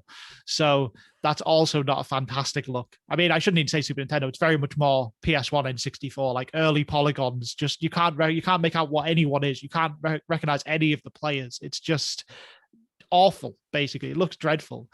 So I don't know. This is a very tricky one. I mean, I'm tempted to let Ash's Cricket scrape through, but they're both a bunch of losers, to be honest. I see a swift defeat for either of these games in the next round. I mean, the next round will see them face Yakuza Kiwami too, so it basically doesn't matter. Let's put cricket through. Let's do cricket. I agree with that. I like that. All right. Well, why don't you kick us off then into the round of 16, Andrew? We're here. We're in the knockout stages now. It's one-on-one competition. We'll breeze through these a little quicker because we've already given some thoughts, but there could be some tricky ties here, some tricky competition. Yeah, absolutely. We'll see how it goes. So this is obviously going to be the winners of groups against the second place teams in other groups, because World Cup, that's how this works. So yeah, let's open this up then. First one is, as you said, going to be a pretty breezy one. This is Yakuza Kiwami 2 representing Japan against Ash's Cricket's representation of Australia. I don't even think there's much of a discussion to have here. I mean, let's be honest, it's just Yakuza Kiwami 2 all day, right? That's going straight through. Straight through. Doesn't even need a discussion. Ash's Cricket, you managed to steal a last 16 slot, but your run ends here. It's about time you went into the pit where you came from. So who's up next? Oh, right, next. This is an interesting one. Next, we have Forza Horizon 4 representing Scotland against F1 representing Monaco. So this is two fantastic racing games where the majority of the game isn't set in its location that we've picked. So there's so many just comparisons to make here. This is quite a tricky one. I mean, where do you stand here? This is tough. This is tough, actually. You're right. It's funny how the draw has thrown this tie up because, as you mentioned, neither game is a perfect representation of the place it's meant to be representing. So you kind of start to think, well, what's the better video game? And then you're left with two of the best racing games on the service. So that's not necessarily a simple decision either. I think Forza Horizon 4's representation of Edinburgh is more complete and just than Monaco, because Monaco is just a track. I mean, it is basically a track on the entire city. But true. Forza Horizon 4, you can go anywhere. You can go all the way up to the castle if you wanted to. So I feel it's edging towards Forza for me. Yeah, I think that's fair. I think the thing with this one is that, as you said, yeah, F1 2019, it is just a track, whereas because Forza Horizon is an open world racing game, you are just driving around freely. I mean, frankly, I think that's by far the best part of the Forza Horizon games is driving around doing challenges. Like, if I'm going to do a race, I'd actually rather play F1. I think the racing is more exciting in F1. But Horizon 4 brings so much more to the table and gives you the freedom to slowly explore these places and actually, there's more detail there because they had to put it in because you can just freely drive around. So I think Horizon 4 takes it. I think that's an unfortunate early exit for Monaco and F1 2019, but they've ran into a heavy hitter. These things happen. You can't do much about when those ties crop up. Okay, shall we have a look at our next game? This next contest is quite an interesting one. We've got Untitled Goose Game representing England against Crisis representing the Philippines. I think we've got another Yakuza situation here where there's just no way in heck that Untitled Goose Game does not go through to the next round here. Yeah, exactly. Crisis snuck through an awful group. Untitled Goose Game, we've already said, fantastic representation of England and just a very, very cool little funny game. So I'm happy to just move straight on. I think Untitled Goose Game is going through to the quarterfinals. But who will it face? Will it face Empire of Sin representing the United States or Kingdom Come Deliverance representing the Czech Republic? So actually trickier than you might think here because, we said Kingdom Come's representation of Bohemia or Czech Republic. It's not exactly perfect because it's not the same place anymore. But at the same time, neither of these games are fantastic, and I'd certainly say that Kingdom Come Deliverance is trying harder as a video game than Empire of Sin is. So there's a decision to be made here. I think it's very much this is a toss-up. I don't think this is easy. This is a back and forth encounter. I think this would go to penalties if this was the World Cup. They'd maybe both get a couple of goals each. It'd be a high scoring game, but they'd end up just having to decide it in penalties. Because I think realistically, I think Empire of Sin at its core is a great idea for a game. I think the idea there is fantastic. Whereas you look at like Kingdom Come Deliverance, it's derivative of other kind of big first-person open-world fantasy RPGs. It just took all the fantasy out. So I think, Empire Sin edges it on idea, but Kingdom Come Deliverance, it's just so immersive. It's a really immersive world. And Empire Sin, other than, it looks the part, but, you don't do a lot beyond just mercilessly taking over about 100 buildings till the game says you win. Whereas Kingdom Come Deliverance, you got to do all this miserable crap because you're just this useless little Henry guy and stuff. And I think that adds a lot of depth to the game that Empire Sin doesn't have. So I think the games they're canceling each other out in a lot of ways. But I don't know. I think the real sticking point though is I was about to say I think Henry takes it, and then you do have to remember that game is literally not setting the Czech Republic. That is one of the things that is getting in the way of me saying it. Yeah, I mean that's the thing, isn't it? That's the final kicker.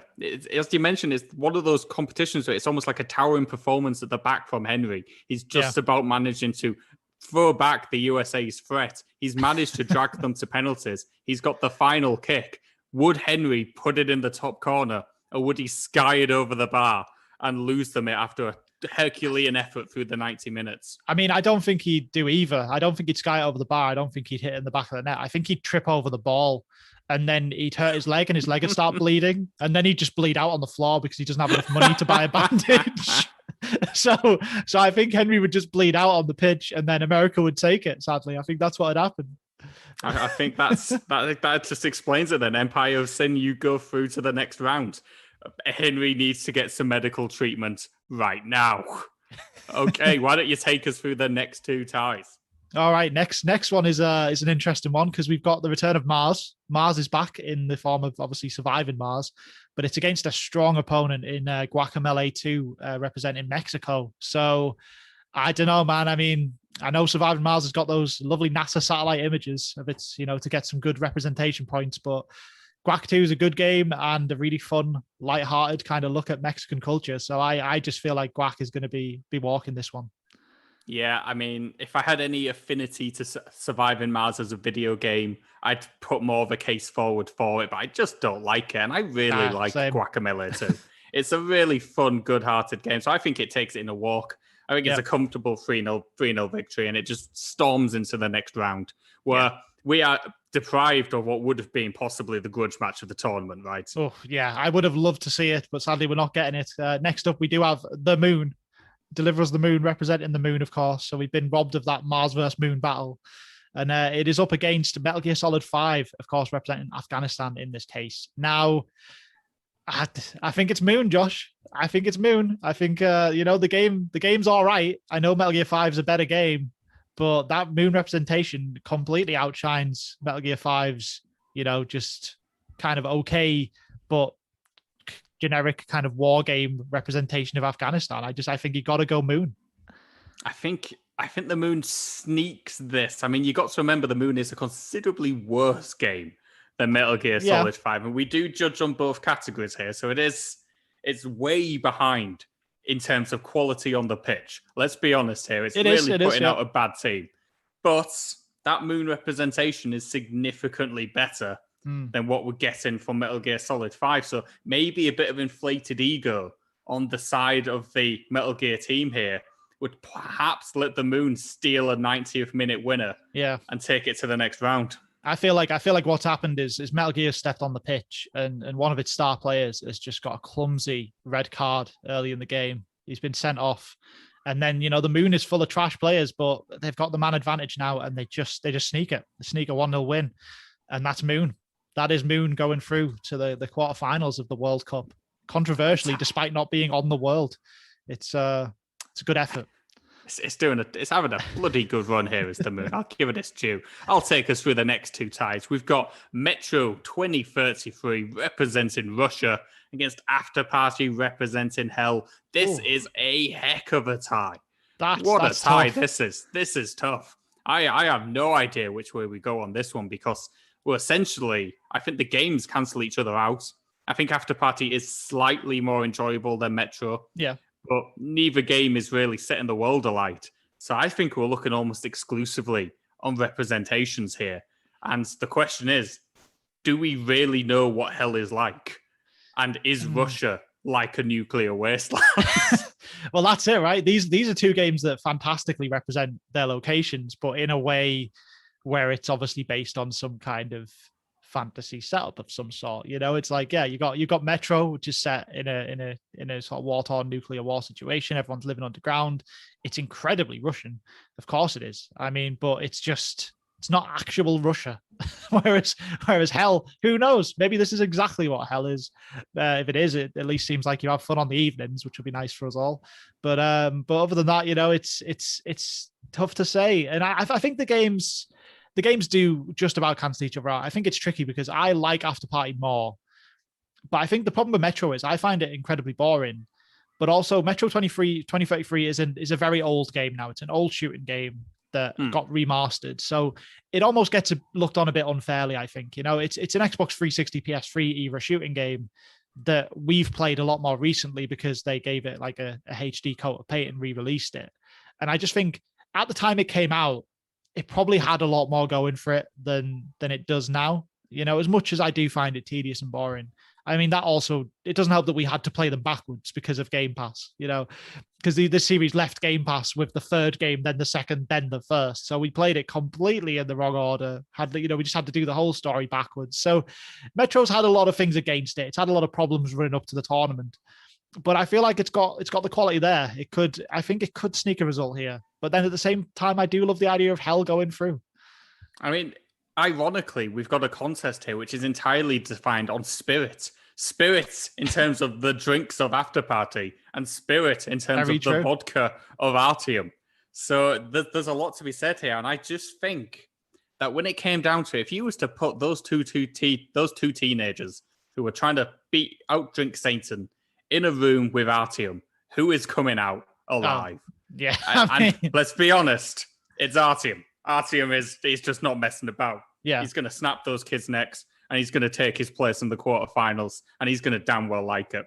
Yeah, absolutely. You are right. Artyom will absolutely take that. I mean, nothing kills this man. We've seen him in these games. It's ridiculous. He can't speak. He can only speak on loading screens. But when it's time for action, Artyom will jump up to the occasion. So yeah, I think you got to go Metro. You got to go Russia. I think they're going through. Good tie though, that one. Another good tie coming up here. Another tricky one. The Medium representing Poland against Shenmue 2, representing Hong Kong. Now, Polish developers making a Polish game set in Poland would normally be a walk to win this sort of contest, but I really like Shenmue a lot. So this is pretty tough. That's it, man. I think, these games both have that same they come from the same angle in a way that, like, the areas you go through are quite small in a way, right? Like, all of the medium is set in this one resort area, so you get quite a narrow view of what you certainly wouldn't say it's a view of like the entire like country. It's just this one little resort.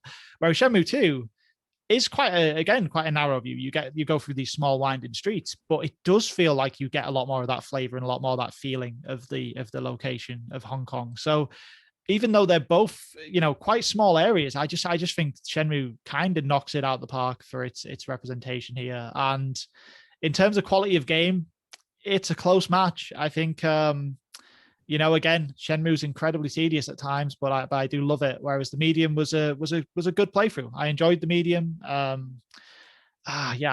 think I'm giving it to Shenmue, man. But this is a tough contest.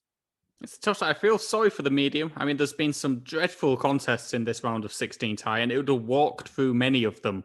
But as far as I'm concerned, Shenmue it's a deceptive powerhouse in this competition. Yeah. It's one of those teams which was just very unfancied, but it's got its shit together for the tournament. And when you really think about it, on both fronts, it's firing quite well. And I just think it's got too much for the medium. I just don't think the medium's resort is enough to carry the entire nation of Poland. And it's going to have to get knocked out as we move into the quarterfinals.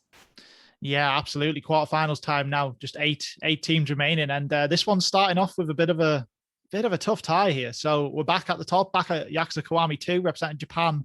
This time it is going against Forza Horizon 4 and Scotland. Now, that's a tough one. These are two great games. I mean, where do you start here, Josh? Where, in terms of, let's say, game quality first, where's the edge here for you?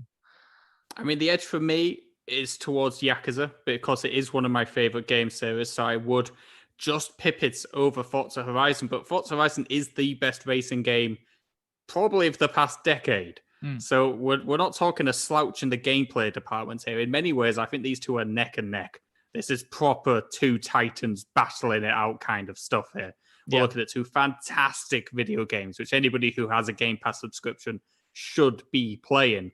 So I think we're looking at representation to see where we go with this one. And for me, I just feel Yakuza has the edge here because, as we have mentioned before, Forza Horizon 4 is 75% English, rather than Scottish. We've carried you as far as we could, guys. We gave it a go, but sadly the game is only a small amount Scottish, and I do think that's going to hurt it here. I mean, I've not played Kiwami 2 yet. I've played quite a lot of Yakuza 0, so I definitely have a feel for the way that they craft these worlds, of course, and I love it absolutely. Forza Horizon 4, you can't really do any better yet in terms of racing games, as you said. So, I'm struggling to think that Kiwami 2 is a better game than it, but I've not played Kiwami 2 yet. But then, the representation is what kills it. If they are evenly matched as games, then there's no way in which Horizon 4 is a better representation of Scotland with its large portion of English map than Yakuza Kiwami 2 can be of Japan. So I'd say I think we've carried them a long way, but that's probably the end of Horizon and Scotland at this point, I think. I mean, to be fair, the Scottish have never made it to the knockout rounds of any other tournaments in their history. So, certainly in their football history. So this is quite an impressive run for them. I think the nation would have been thrilled to get this far. And it's fell to a pretty good contender too. The next game, big grudge match in many ways. Special relationship is about to be tested as Untitled Goose Game, representing England, faces Empire of Sin, representing the USA. Now, at the risk of being biased, I don't even think this is a contest. I think Goose Game takes this in a walk. Yeah, no, this feels similar to how it would if it was on a football pitch. I think this is going to be just a bit of a beating. Sadly, I think we would be taking this comfortably. In many ways, I do apologize to our American listeners. We have shot you in the foot by not giving you Red Dead Redemption 2 because we've of course gave you Empire of Sin. I mean, we could have even gave you a Fallout game, but now we've gave you Empire of Sin, which has been, you've been hampered from the start. It's like the tournament was about to start and your entire first team just refused to go to the tournament. So we've sent the youth team to the competition, sadly, and they've had a good run. They should be proud of this run. It's a good effort, but there's no way in which Empire of Sin representing America is going to be going anywhere near Goose Game and its representation of England, sadly. So that's got to be the end of that run for me. It was a good run, though. It was an impressive run. Okay, why don't you take us through the next two ties, Andrew? These are some big ones again. Yeah, spicy ties again here. Another one I love here, which is obviously Guacamole 2 is back representing Mexico, and it's against my boy the Moon. The Moon is back again. Deliver us the Moon. Yeah, I love this contest, Josh. I think this is a good one because we all know at this point I'm really pushing Moon as much as possible because I just love that. I love that Moon representation. I think it's some good Moon. And Guacamole 2 is clearly the better game, but it's not. This isn't a world-class game against a garbage game. This is very much a good game in Guacamole 2 against an average game in Moon. And I don't know. I think in terms of authenticity, that moon location is a lot more moony than Guacamole 2 is Mexican. So I don't know. It's a tough one. I feel like the Moon is doing some serious Australia and Eurovision vibes right now. Yeah. Where there's just no reason it should be here, but you can't help but get behind it now that it is. Yeah. I mean, I'm kind of with you on this one. I much prefer Guacamole 2 as a game. I think it's 10 times the title of Deliver Us the Moon. But it's a pastiche of Mexican culture. It's not really that's it. It's not really authentic Mexican culture. It's very heartfelt and it's done with love, but it is still a pastiche. The Moon, that's a serious Moon. That's just the Moon. The Moon's not playing about. That's the Moon, wholeheartedly, up front, in your face. And I just feel like it's done well to make it to this tournament. It shouldn't be here by all logic. Yeah. And yet, I just feel it's going to have enough to sneak a place in the semi-finals. Incredibly. Yeah, I agree. I think, if Guacamole 2 was a even better game, if it was like a Forza Horizon 4 level game, it would be going through. But I just don't think it quite does enough to sneak past that authenticity of the Moon. So there you go, Moon semi-finalist in the Game Pass World Cup. You'd love to see it. You'd love to see it. Oh. I mean, the next tie. This is a big one. This is a tough tie. Metro 2033 representing Russia against Shenmue 2 representing Hong Kong. Wow. This is a big boy tie. Yeah, this is tough, man. Metro, as we said, I think it's a game we give a lot of stick to, but it is at heart, it's a decent game for the time it came out. And my God, it's Russian. I know I keep saying it, but it just is. It's so Russian. And yet Shenmue 2, I can't get past the idea of it beating. I can't see it beating Shenmue 2. I think it's I just love that map. I love those small, just these small corridors full of life for a game that came out so long ago as well. Shenmue 2 was on the Dreamcast, for God's sake. And still, this city is just full of energy, full of life, all these different little buildings, little nooks and crannies of the city you can go to. I just love it so much. And I don't know. I think I see Hong Kong making it to the semi-final here. I mean, I'm going to have to agree with you on this one. It's a very interesting case as this one because Metro 2033 is probably a better game, which we dislike, whereas Shenmue 2 is a pretty objectively bad game, which we bizarrely love. Yeah. And it's almost come against its worst kind of nemesis here, Metro 2033. It did not need to come up against a game we have such fondness for when it's so bloody awful its own self. So I do feel it's a Shenmue semi-final. I can't look past those gorgeous Hong Kong vibes that this game gives you. It feels real. It really does. It's such a fantastic representation of its place. And I love that game, man. I love me some Ryu. I love driving my forklift. I know you don't in this game. I know you do far more menial tasks in this game than even that. Yeah. And I love that fact. Carry a lot of books. Terrible quick time events. What a title. What a game. Yeah, love it. I just think it's a shoe-in for the semi-finals. So here we are, the semi-finals, Andrew. Why don't you tell us the first game? Wow, this is a big one. This one is rough because we are of course back again with Yakuza Kiwami 2 in the semi-final here, and it is against Untitled Goose Game representing England. This is an interesting one, Josh. I don't know. I think it's fair to say the Yakuza Kiwami 2 is the better game. Untitled Goose Game is no slouch, but it's not an absolute world beater, which Kiwami 2 clearly is. But at the same time, I just think there's something to be said for the way Untitled Goose Game manages to catch what England actually is, and no other game hits that. You know, you get quite a lot of games set in Japan. You get quite a lot of games that have cool representations of Japan.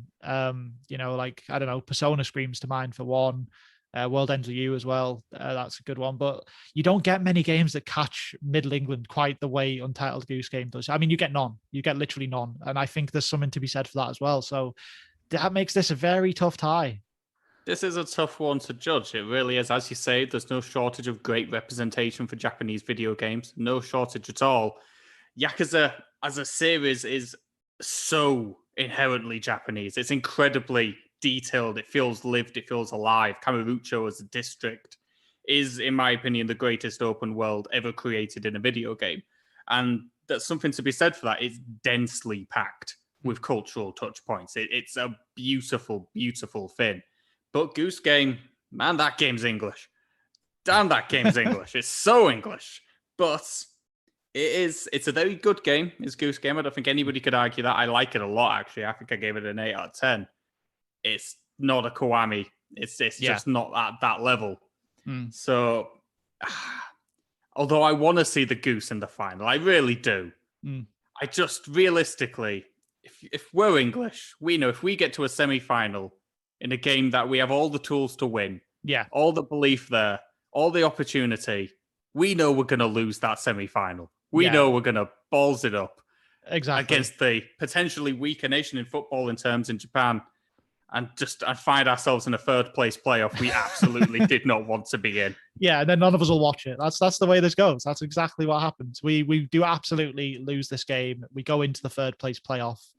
And yeah, Yakuza Kiwami, I think, has to be the finalist here. I think it's having a good run, and that run is very much going to continue. But the next tie here is we're talking a couple of big underdogs in this competition here. We're talking about your boy, the Moon, Deliver Us the Moon. You're a big fan of the Moon, but it's up against Shenmue 2, representing Hong Kong. Wow. Now, this is huge because, I mean, there's a lot to be said for this Moon. It is the Moon. You walk on the moon. It's undeniably the moon. Jump about on the moon. It feels very moony. But my God, those streets of Hong Kong, man, they feel good. They feel real good. That's it, right? This is tough. Yeah, because I mean, I feel like if I went to Hong Kong, you know, I'd be like, oh, this reminds me of Shenmue 2.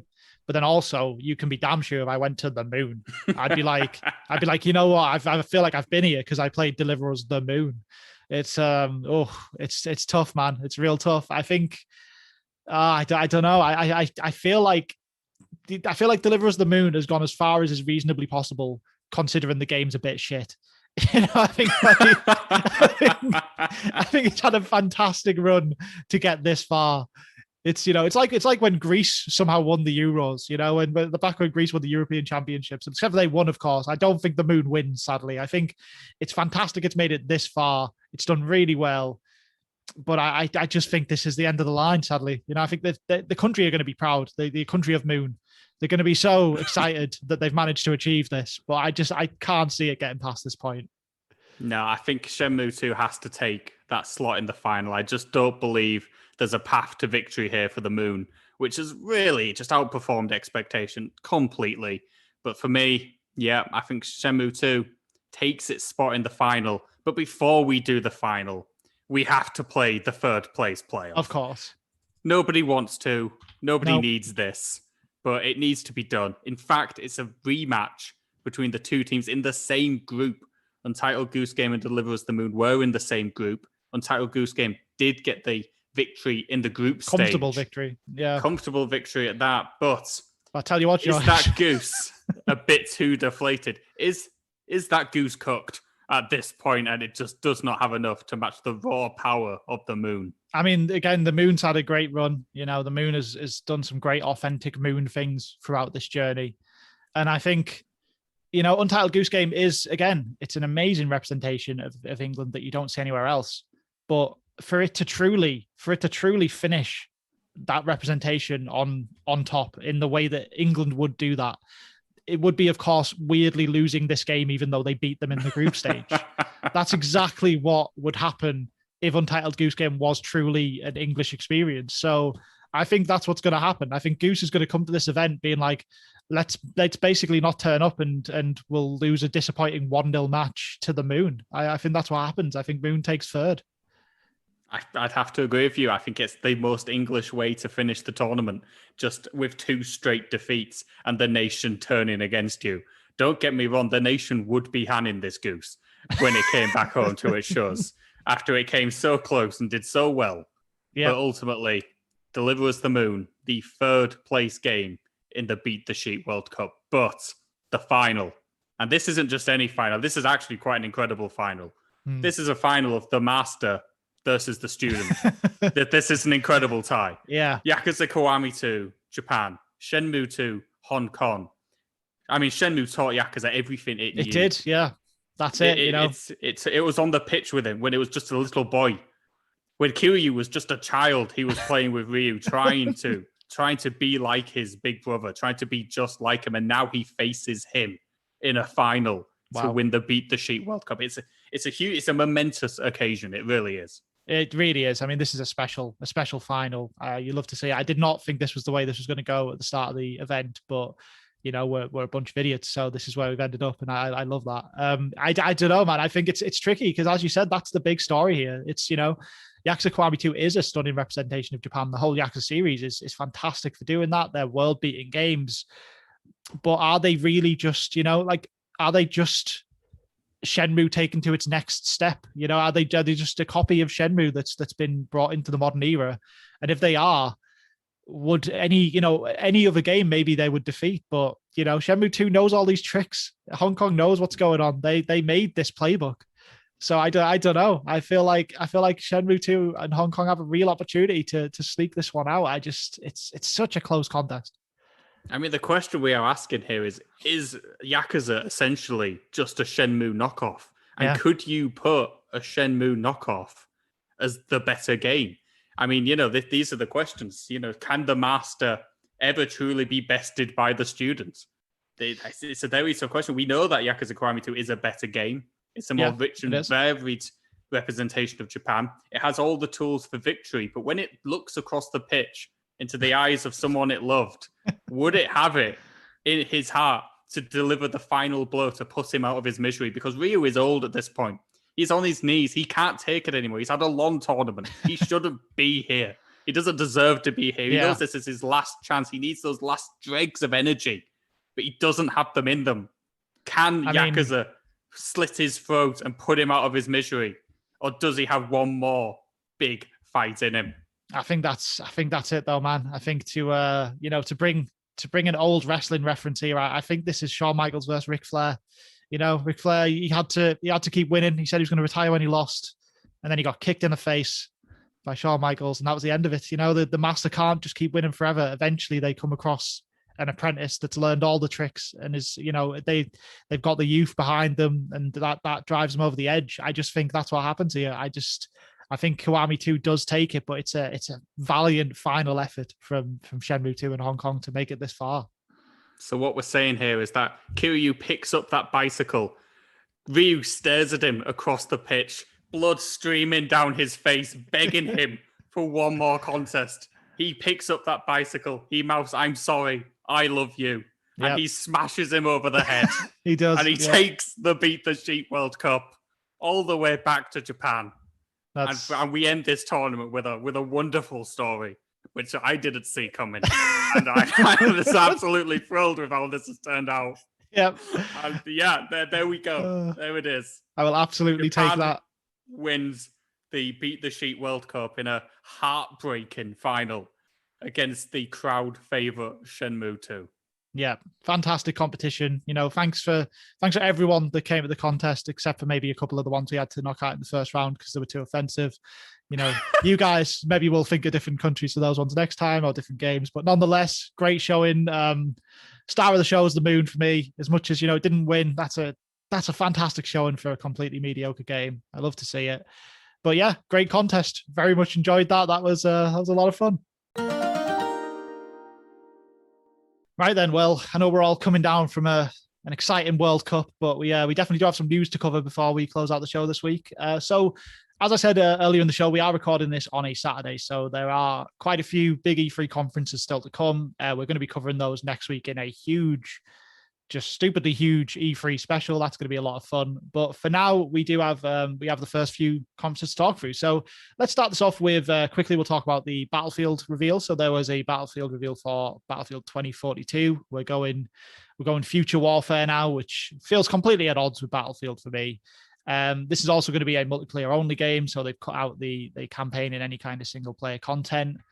And I mean, what are your thoughts on this one, Josh? I don't know. I'm not bothered. I didn't need to play a campaign, but I don't really fancy Battlefield in a futuristic setting at all, to be honest. No, historically, it's not really worked too well for it whenever it's tried it. I mean, it's just not. It's not really for me. It needs to be, I think, a World War II shooter, to be honest with you. I've always felt that's Battlefield's best era. And with it being a multiplayer-only game, any interest I had in it died with that. I personally believe this is what you should do with Battlefield. The campaigns are terrible. You might as well just make it a multiplayer game. It's what DICE is best at. I don't have a problem with them doing that. But yeah, for me, this game now just becomes a big tentpole release at the end of the year I will have no interest in. But for those who do, best of luck to you. Yeah, totally agree with that. Anyway, let's move swiftly on then to the Summer Games Fest kickoff show with Geoff Keighley, his now annual pre-E3 spectacular. To be fair, I thought they actually put on a decent show in some ways this year. I thought the production values for one were quite nice. It was a good little studio setup. It was good to see that after everything last year was obviously just pretty much Zoom calls that we saw stuff on. So that was very good. And yeah, we'll hit we'll go through the big heavy hitters here and then maybe just have some brief overall thoughts on the show afterwards. But let's start off then with the reveal of a Borderlands spin-off. This is Tiny Tina's Wonderlands, which is technically kind of a Borderlands game, but it's also set inside, you're basically playing as characters that are inside a Dungeons and Dragons style adventure. And they're all, you've got your shooting and looting and stuff, but also there's magic spells, and you can kind of make custom magic spells from combining different things. This could be fun. In fairness, I really like Borderlands 2, and my favorite part of Borderlands 2 was actually a piece of DLC where you did pretty much this. You played in some weird mystical Tiny Tina video game world, and she was just messing around with the game as you did stuff, and it was good fun. So I don't know. I'll give this a go. I've kind of fell off Borderlands in general, but I'm interested to at least see the reviews for this one. Yeah, I think there's something to be said for this. I've been wondering where Gearbox are going to take Borderlands. It felt like a series which was starting to run on a bit of fumes. So maybe this is the new kind of push, the new area they're going to try to go with it. Maybe this will give it a new life. The voice cast is great to give it its due. Some really big name stars, Wanda Sykes, Will Arnett, and Ashley Birch continues as Tiny Tina. So there's certainly some good talent behind it. It could be fun. I liked Borderlands 2 a lot, despite the fact I thought I'd hate it. So I might pick this up. It needs to review well, though, for me to be radically interested in this one. It needs some good scores coming in, because I don't know how much that Borderlands kind of formula can work for me now. The joke is a little bit stale. Yeah, I agree with that. And I also think I'm very done with like looting 500 guns. I just want people to make a small amount of guns that they've put some real thought and care into. Like I hate, like, I mean, it was good for a while. I did like Borderlands, but yeah, I'm sick of this thing where you basically pick up a gun, you're like, oh, this is a great gun. And then like 5 steps later, you've picked up a better gun. So you switch to that one. I don't know. I'm over all the looting now. But still, if it reviews well and it seems different enough from the mainline entries, I'll give it a shot. Speaking of different to the mainline entries, next up we had Metal Slug Tactics, which is almost like an Advance Wars inspired turn-based tactics game with lovely kind of, again, Advance Wars style art. I'm pretty into this. I think this looks like a lot of fun. Definitely willing to give this one a go.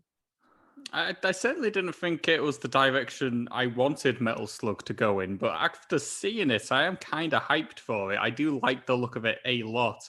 I was slightly concerned that I did read a feature later on about this game that described it as a roguelike, which is absolutely the last thing I wanted to read about this. That just killed me dead. Yeah. But maybe it'll just be really roguelite-y rather than roguelikey. So we'll live in hope. I nearly just fell into a Paddy McGuinness catchphrase then, roguelitey.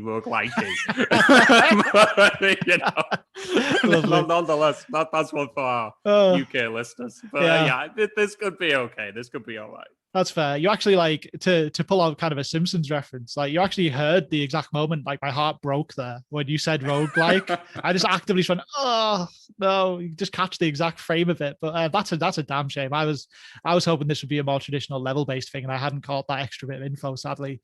But still, I'm interested enough. I think the art style looks lovely as well, so I'll at least keep my eye on it.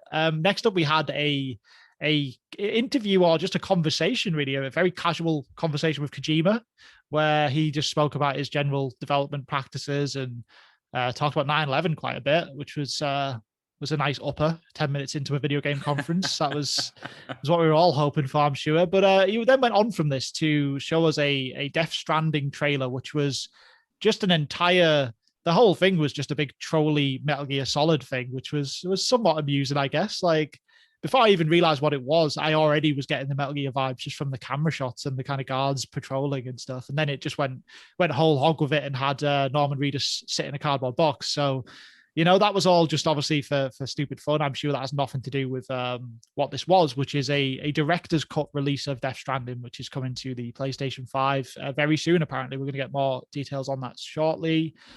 I don't know. I mean, I don't know if Death Stranding needed a director's cut. I've not got around to playing this yet. I do kind of want to. I'm morbidly curious about Death Stranding, but the overwhelming opinion I saw from it is that it's just an overly exhaustive game. So I don't know if anyone wants more content put into Death Stranding, really. Yeah, that could be the real kicker here. I've always wanted to play Death Stranding. It's absolutely my type of video game, and that is just completely weird and stupid. So it's definitely something I want to play. And I like Kojima's work as well, quite a bit. So I want to give it a go. The director's cut is quite a funny expression for it, considering it's not like he had anybody over his shoulder telling him what to do in this game. It was very much his own. Yeah. So, God knows what he cut. Like, God knows what a Kojima would deem as filler and unnecessary. True. So, we'll look forward to that. But I'm excited for this. I might give it a go. Yeah, that's fair. That's fair. So we'll skip on a bit now to some of the more big news from the conference. And we had another gameplay trailer for Sable, which is this just insanely beautiful looking. I think it's going to kind of be like an exploration-y traversal game, maybe a bit journey-like, but the art style is stunning. It's not like anything I've seen before. And so yeah, they basically showed a new trailer for this that was backed by a song from the game by Japanese Breakfast. I thought this was really cool, actually. I really enjoyed this. Great song and great looking game. I don't know. It's a tricky one. I feel like this is the kind of game that's going to come out and I'm just not going to play it, though, I think. but I'm looking forward to seeing more of it, at least.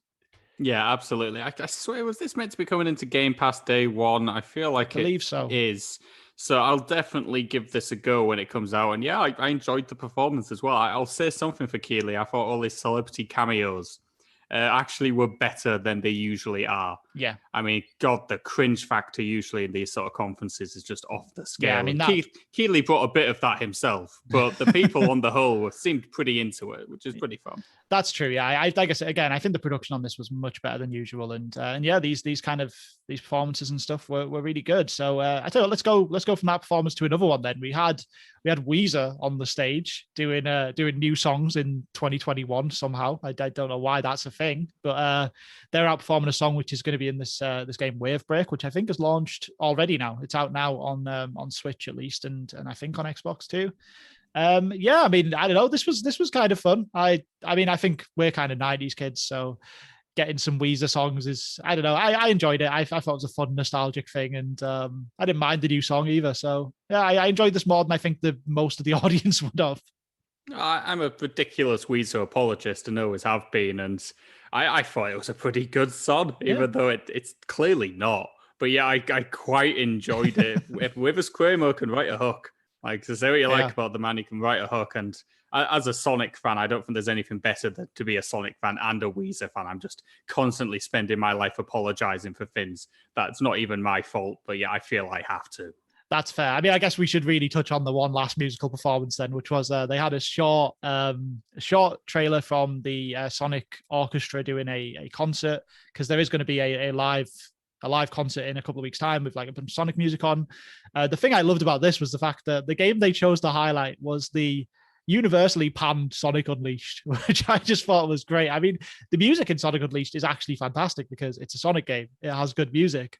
And the backing footage they used was all of just the best parts of Sonic Unleashed. They showed none of the parts of that game where you become a werehog and it becomes this insanely bad platforming game. But I don't know. I thought that was fun. I certainly enjoyed it. I love a bit of Sonic music, but Unleashed is an odd choice. I just thought that was hilarious. That of all the Sonic games they could have picked to highlight the orchestral performance, they chose Unleashed. And the fact that they just erased the Werehog from existence is even better still because, I don't even dislike the Werehog sections that much because, once again, I'm a massive apologist. Sonic Apologist Society, of course. It's just game war crimes. I'm just all about defending every Sonic game. Yeah, absolutely. So, well, let's go from music to, apparently Hitler. So then they cut to an interview with Giancarlo Esposito, of course, is playing the big bad dictator in Far Cry 6, a game of which I don't think either of us can be bothered with, but, he's cool. And I found this whole thing kind of odd because, I don't know, it was kind of just a weird little puff piece about his role in the game, clearly just for the sake of having Far Cry 6 on this show, even though Ubisoft Forward is like the next day or 2 days from now anyway, and they'll show it there. But I don't know. This was a fun interview because obviously they were talking about the role and why he took the role. And I think my favorite thing about it was that he said that the main reason he took the role is because it was this great political role. And obviously we've had Ubisoft like falling over themselves to like try and be desperately non-political and be like, no, it's not a political game. There's nothing political about this game. It's like, even though it's quite blatantly like a massive political game. It's about a political uprising against a dictator in a kind of Cuban island area that you've made up. It's incredibly political, but yeah, I just love him completely. I imagine like the heads at Ubisoft were just absolutely furious when he started going on about the politics of it, and then rolled into talking about Hitler, which you could tell Geoff Keighley was not aware that was going to happen on his lovely show, but that was fun. Giancarlo's just an absolute treasure, isn't he? He's so much fun. He's just filled with so much joy. Yeah. And poor Geoff Keighley is just not equipped for somebody answering questions in a non-PR puff kind of way.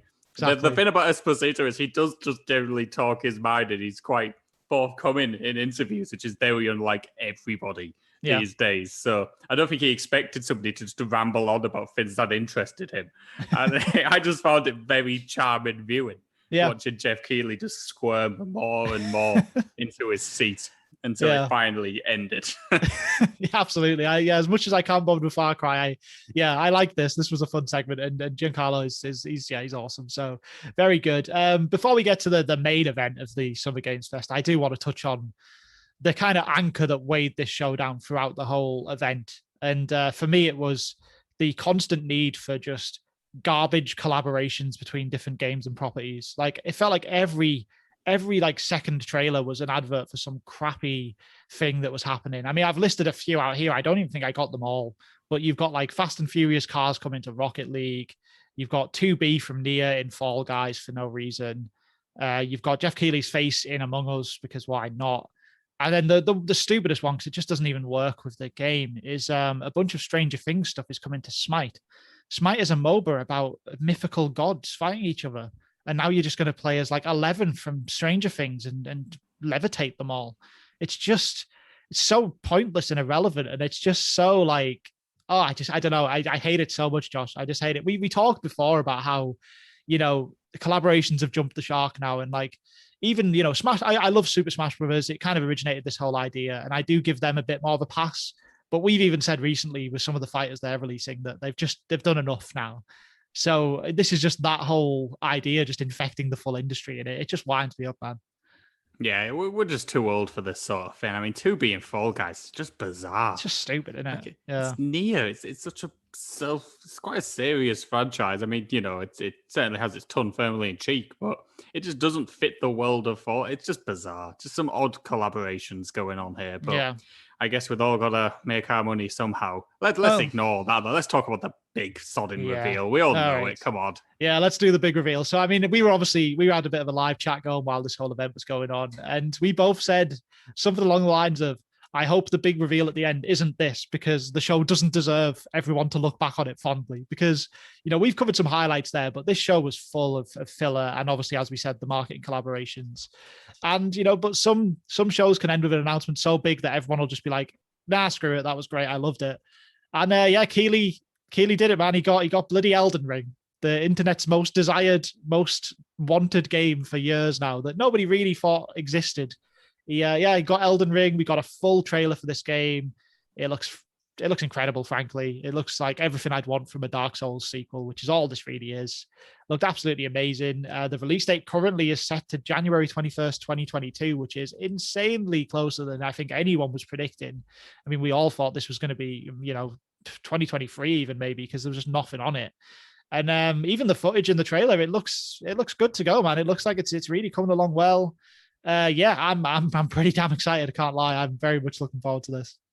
It was a fantastic trailer showcasing everything that FromSoft does very well. I mean, we're still not certain what George R.R. Martin is bringing to this project. Yeah. I think it's very little, maybe just some dialogue. But, I think the world looks fantastic. The monster design looks fantastic. Everything that you come to expect from this studio. I mean, will I be able to play the game? No, it will be too difficult for me, as it always is. But I'll certainly be buying it. And that January release is very surprising. I didn't think this would be coming out till mid-2022 at the very earliest. So, yeah, for those who did want it, it's a lot sooner than expected.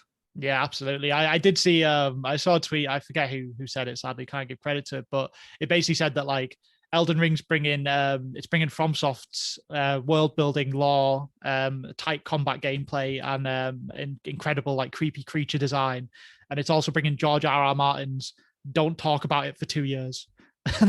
Basically, because that's all it is. Like, everything about this is Dark Souls. Like, even the creatures, like all the creature design, that's pure Dark Souls. As you said, he must have just wrote a few lines for it, but that's fine with me. Look, I mean, Dark Souls is a series that has its fans, but has really struggled to bust out into that next like level of gamer. And I think Elden Ring's got so much fanfare behind it.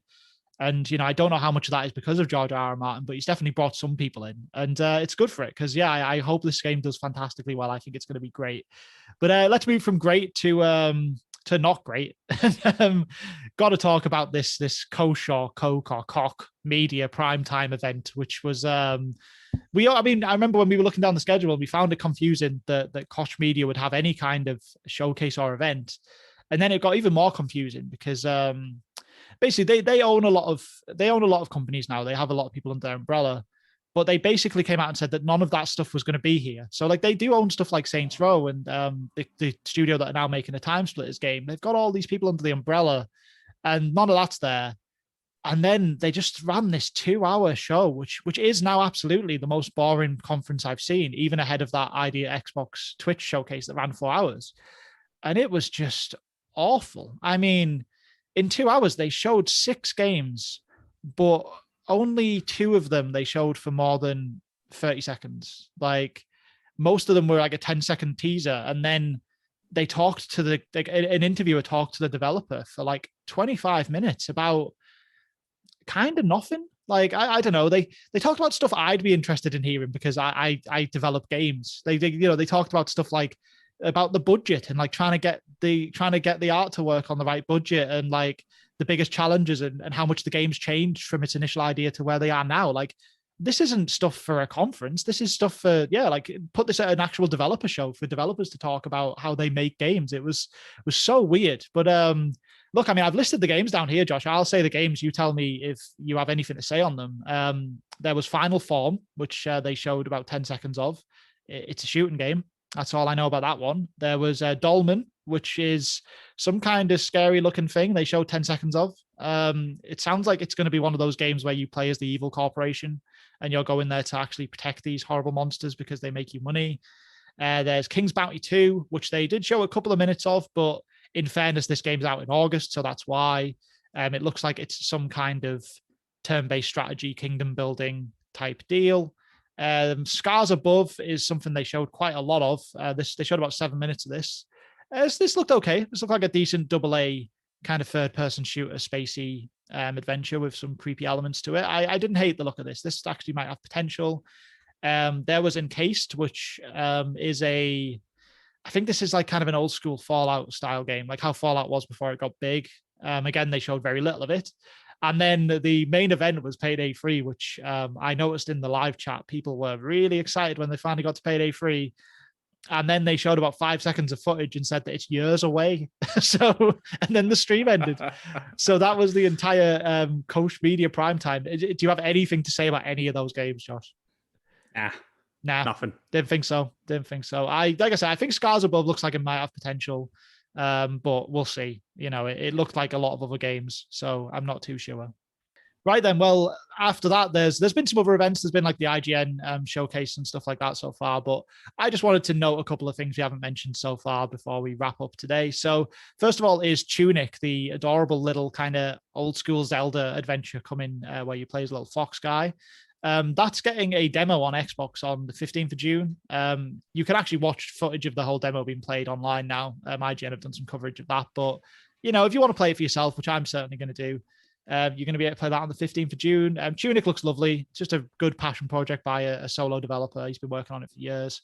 Very much excited for that. And the last one I wanted to mention is that Doki Doki Literature Club, one of the weirdest, scariest little horror games, is getting a kind of plus re-release. So this is going to be coming to PC and consoles on June 30th, which will be the first time it's available anywhere other than PC. And it's also getting a physical release at a later date, which comes with a few little kind of bits and pieces. And I kind of totally want the physical release for no reason. I don't know. I just think it's really cool. Yeah, nice to see this getting a bit more kind of buzz, because it was almost like a weird little niche title when it came out. I think a lot of people did miss Doki Doki, and God, it's weird. And I do hope this gets it in more people's hands. Yeah, absolutely. I don't quite see how it works for console. It's so built around PC, but we'll see what they've done to make that work. But the game itself is very clever. And Tunic looks really fun. That's the cute little fox Zelda game. Yeah, why not? But I can't say it'll be anything beyond just serviceable if I had to guess. That's very fair. But anyway, that's all the coverage we have so far from all of the free stuff. As I said, we'll be doing huge breakdowns of the Bethesda Microsoft conference, of Nintendo Direct, all that kind of stuff next week.